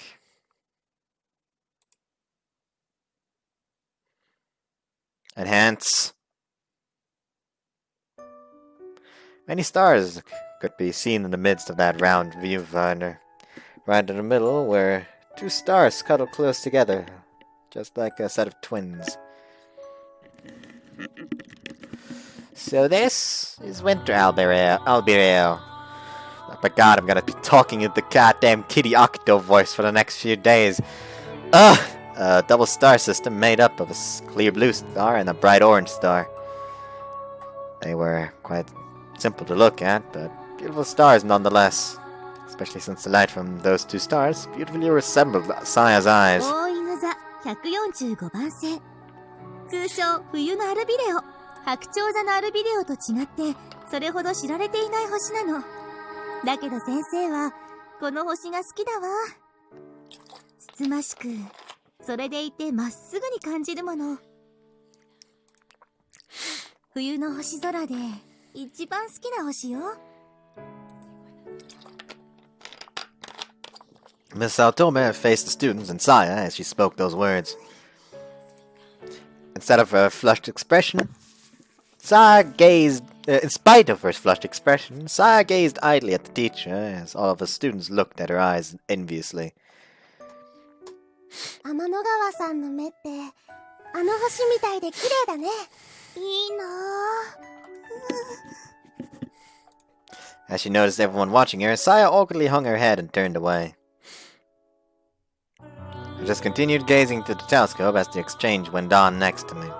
To the naked eye, the Winter Albireo was so dark that it only looked like a tiny dot, but when viewed through a telescope, its prominent colors became much clearer. Suddenly my father's words rang through my ears. Don't fear the darkness, because though the darkness is dark, though the night is dark, the stars shine dazzlingly bright. After all the good and bad times, irritation and frustration, after giving up on it all, everything in front of me became dark. But I think that the star I saw before me was this bright. The reason that I can feel the strength of this star's light is all thanks to the darkness. Stars really are beautiful, huh? The words tumble from my mouth as I recall the time when my father and I had gazed up at Albireo. It felt just like this. That forgotten idyllic memory filled my empty chest with such warmth.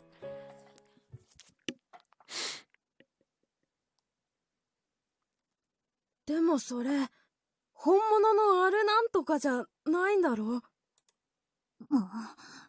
何が言いたいのさ。だったらタケちゃんの勝ちってことじゃ。そうだよな。だからタケちゃんは賭けに負けてなんてないよな。はい？あんたら今見たでしょうに。綺麗だったでしょ、冬のアルビレオ。そうなんだけど。でもお前らやめとけ。タケちゃん俺の負けだ。じゃないと俺の格好がつかないだろうが。 It's fine, we lost this time. 何言い出すのさ、アキト。 It's fine, I'll take care of the penalty game. I said, feeling completely at peace as I looked at Hikari and Takeichi's astonished expressions. 罰ゲーム？なんでもないの、先生。こっちのことだから。ほら、アキトもバカなこと言わないでさ。そうだぜ、空見。かっこつけてんじゃねえよ。 I ignored Hikari and the fussy winner, Takeichi, and called out to the other students. Everyone already took a look, right? I'm gonna put away my the telescope now. そうね。もう遅いし、今日はおしまいにしましょうか。As the teacher spoke, everyone seemed to immediately recall the cold and left the rooftop, one after another. 空見のやつ、何考えてんだ。どうせ口だけだよ。そうだ。できっこないって。 Fucking watch me, he says as he, in the middle of this cold night, walks to the fucking river and takes a bath on it. Takeichi and his lackeys voiced their suspicions of my words as they entered the school. アキト、片付け手伝うよ。 Saya seemed like she was about to say something, but once Hikari showed up, she ran away. どうしたの？ No, nothing in particular. I knew she had wanted to say something, but after seeing the twin stars, I couldn't focus on anything else. 本気でやる気じゃないよね。罰ゲーム。 We'll see. As I tried to avoid the question, Hikari grumbled as she looked at me incredulously before breaking out into a big smile. やったね。大成功じゃん。 Huge success, huh? だってみんな綺麗って言ってくれたじゃん。天の川さんも感動してくれたみたいだったし、終わりよければ全てよしってね。 Yeah, that's true. And with that, we had overcome many obstacles, and our first Dark Ages meet up in peace.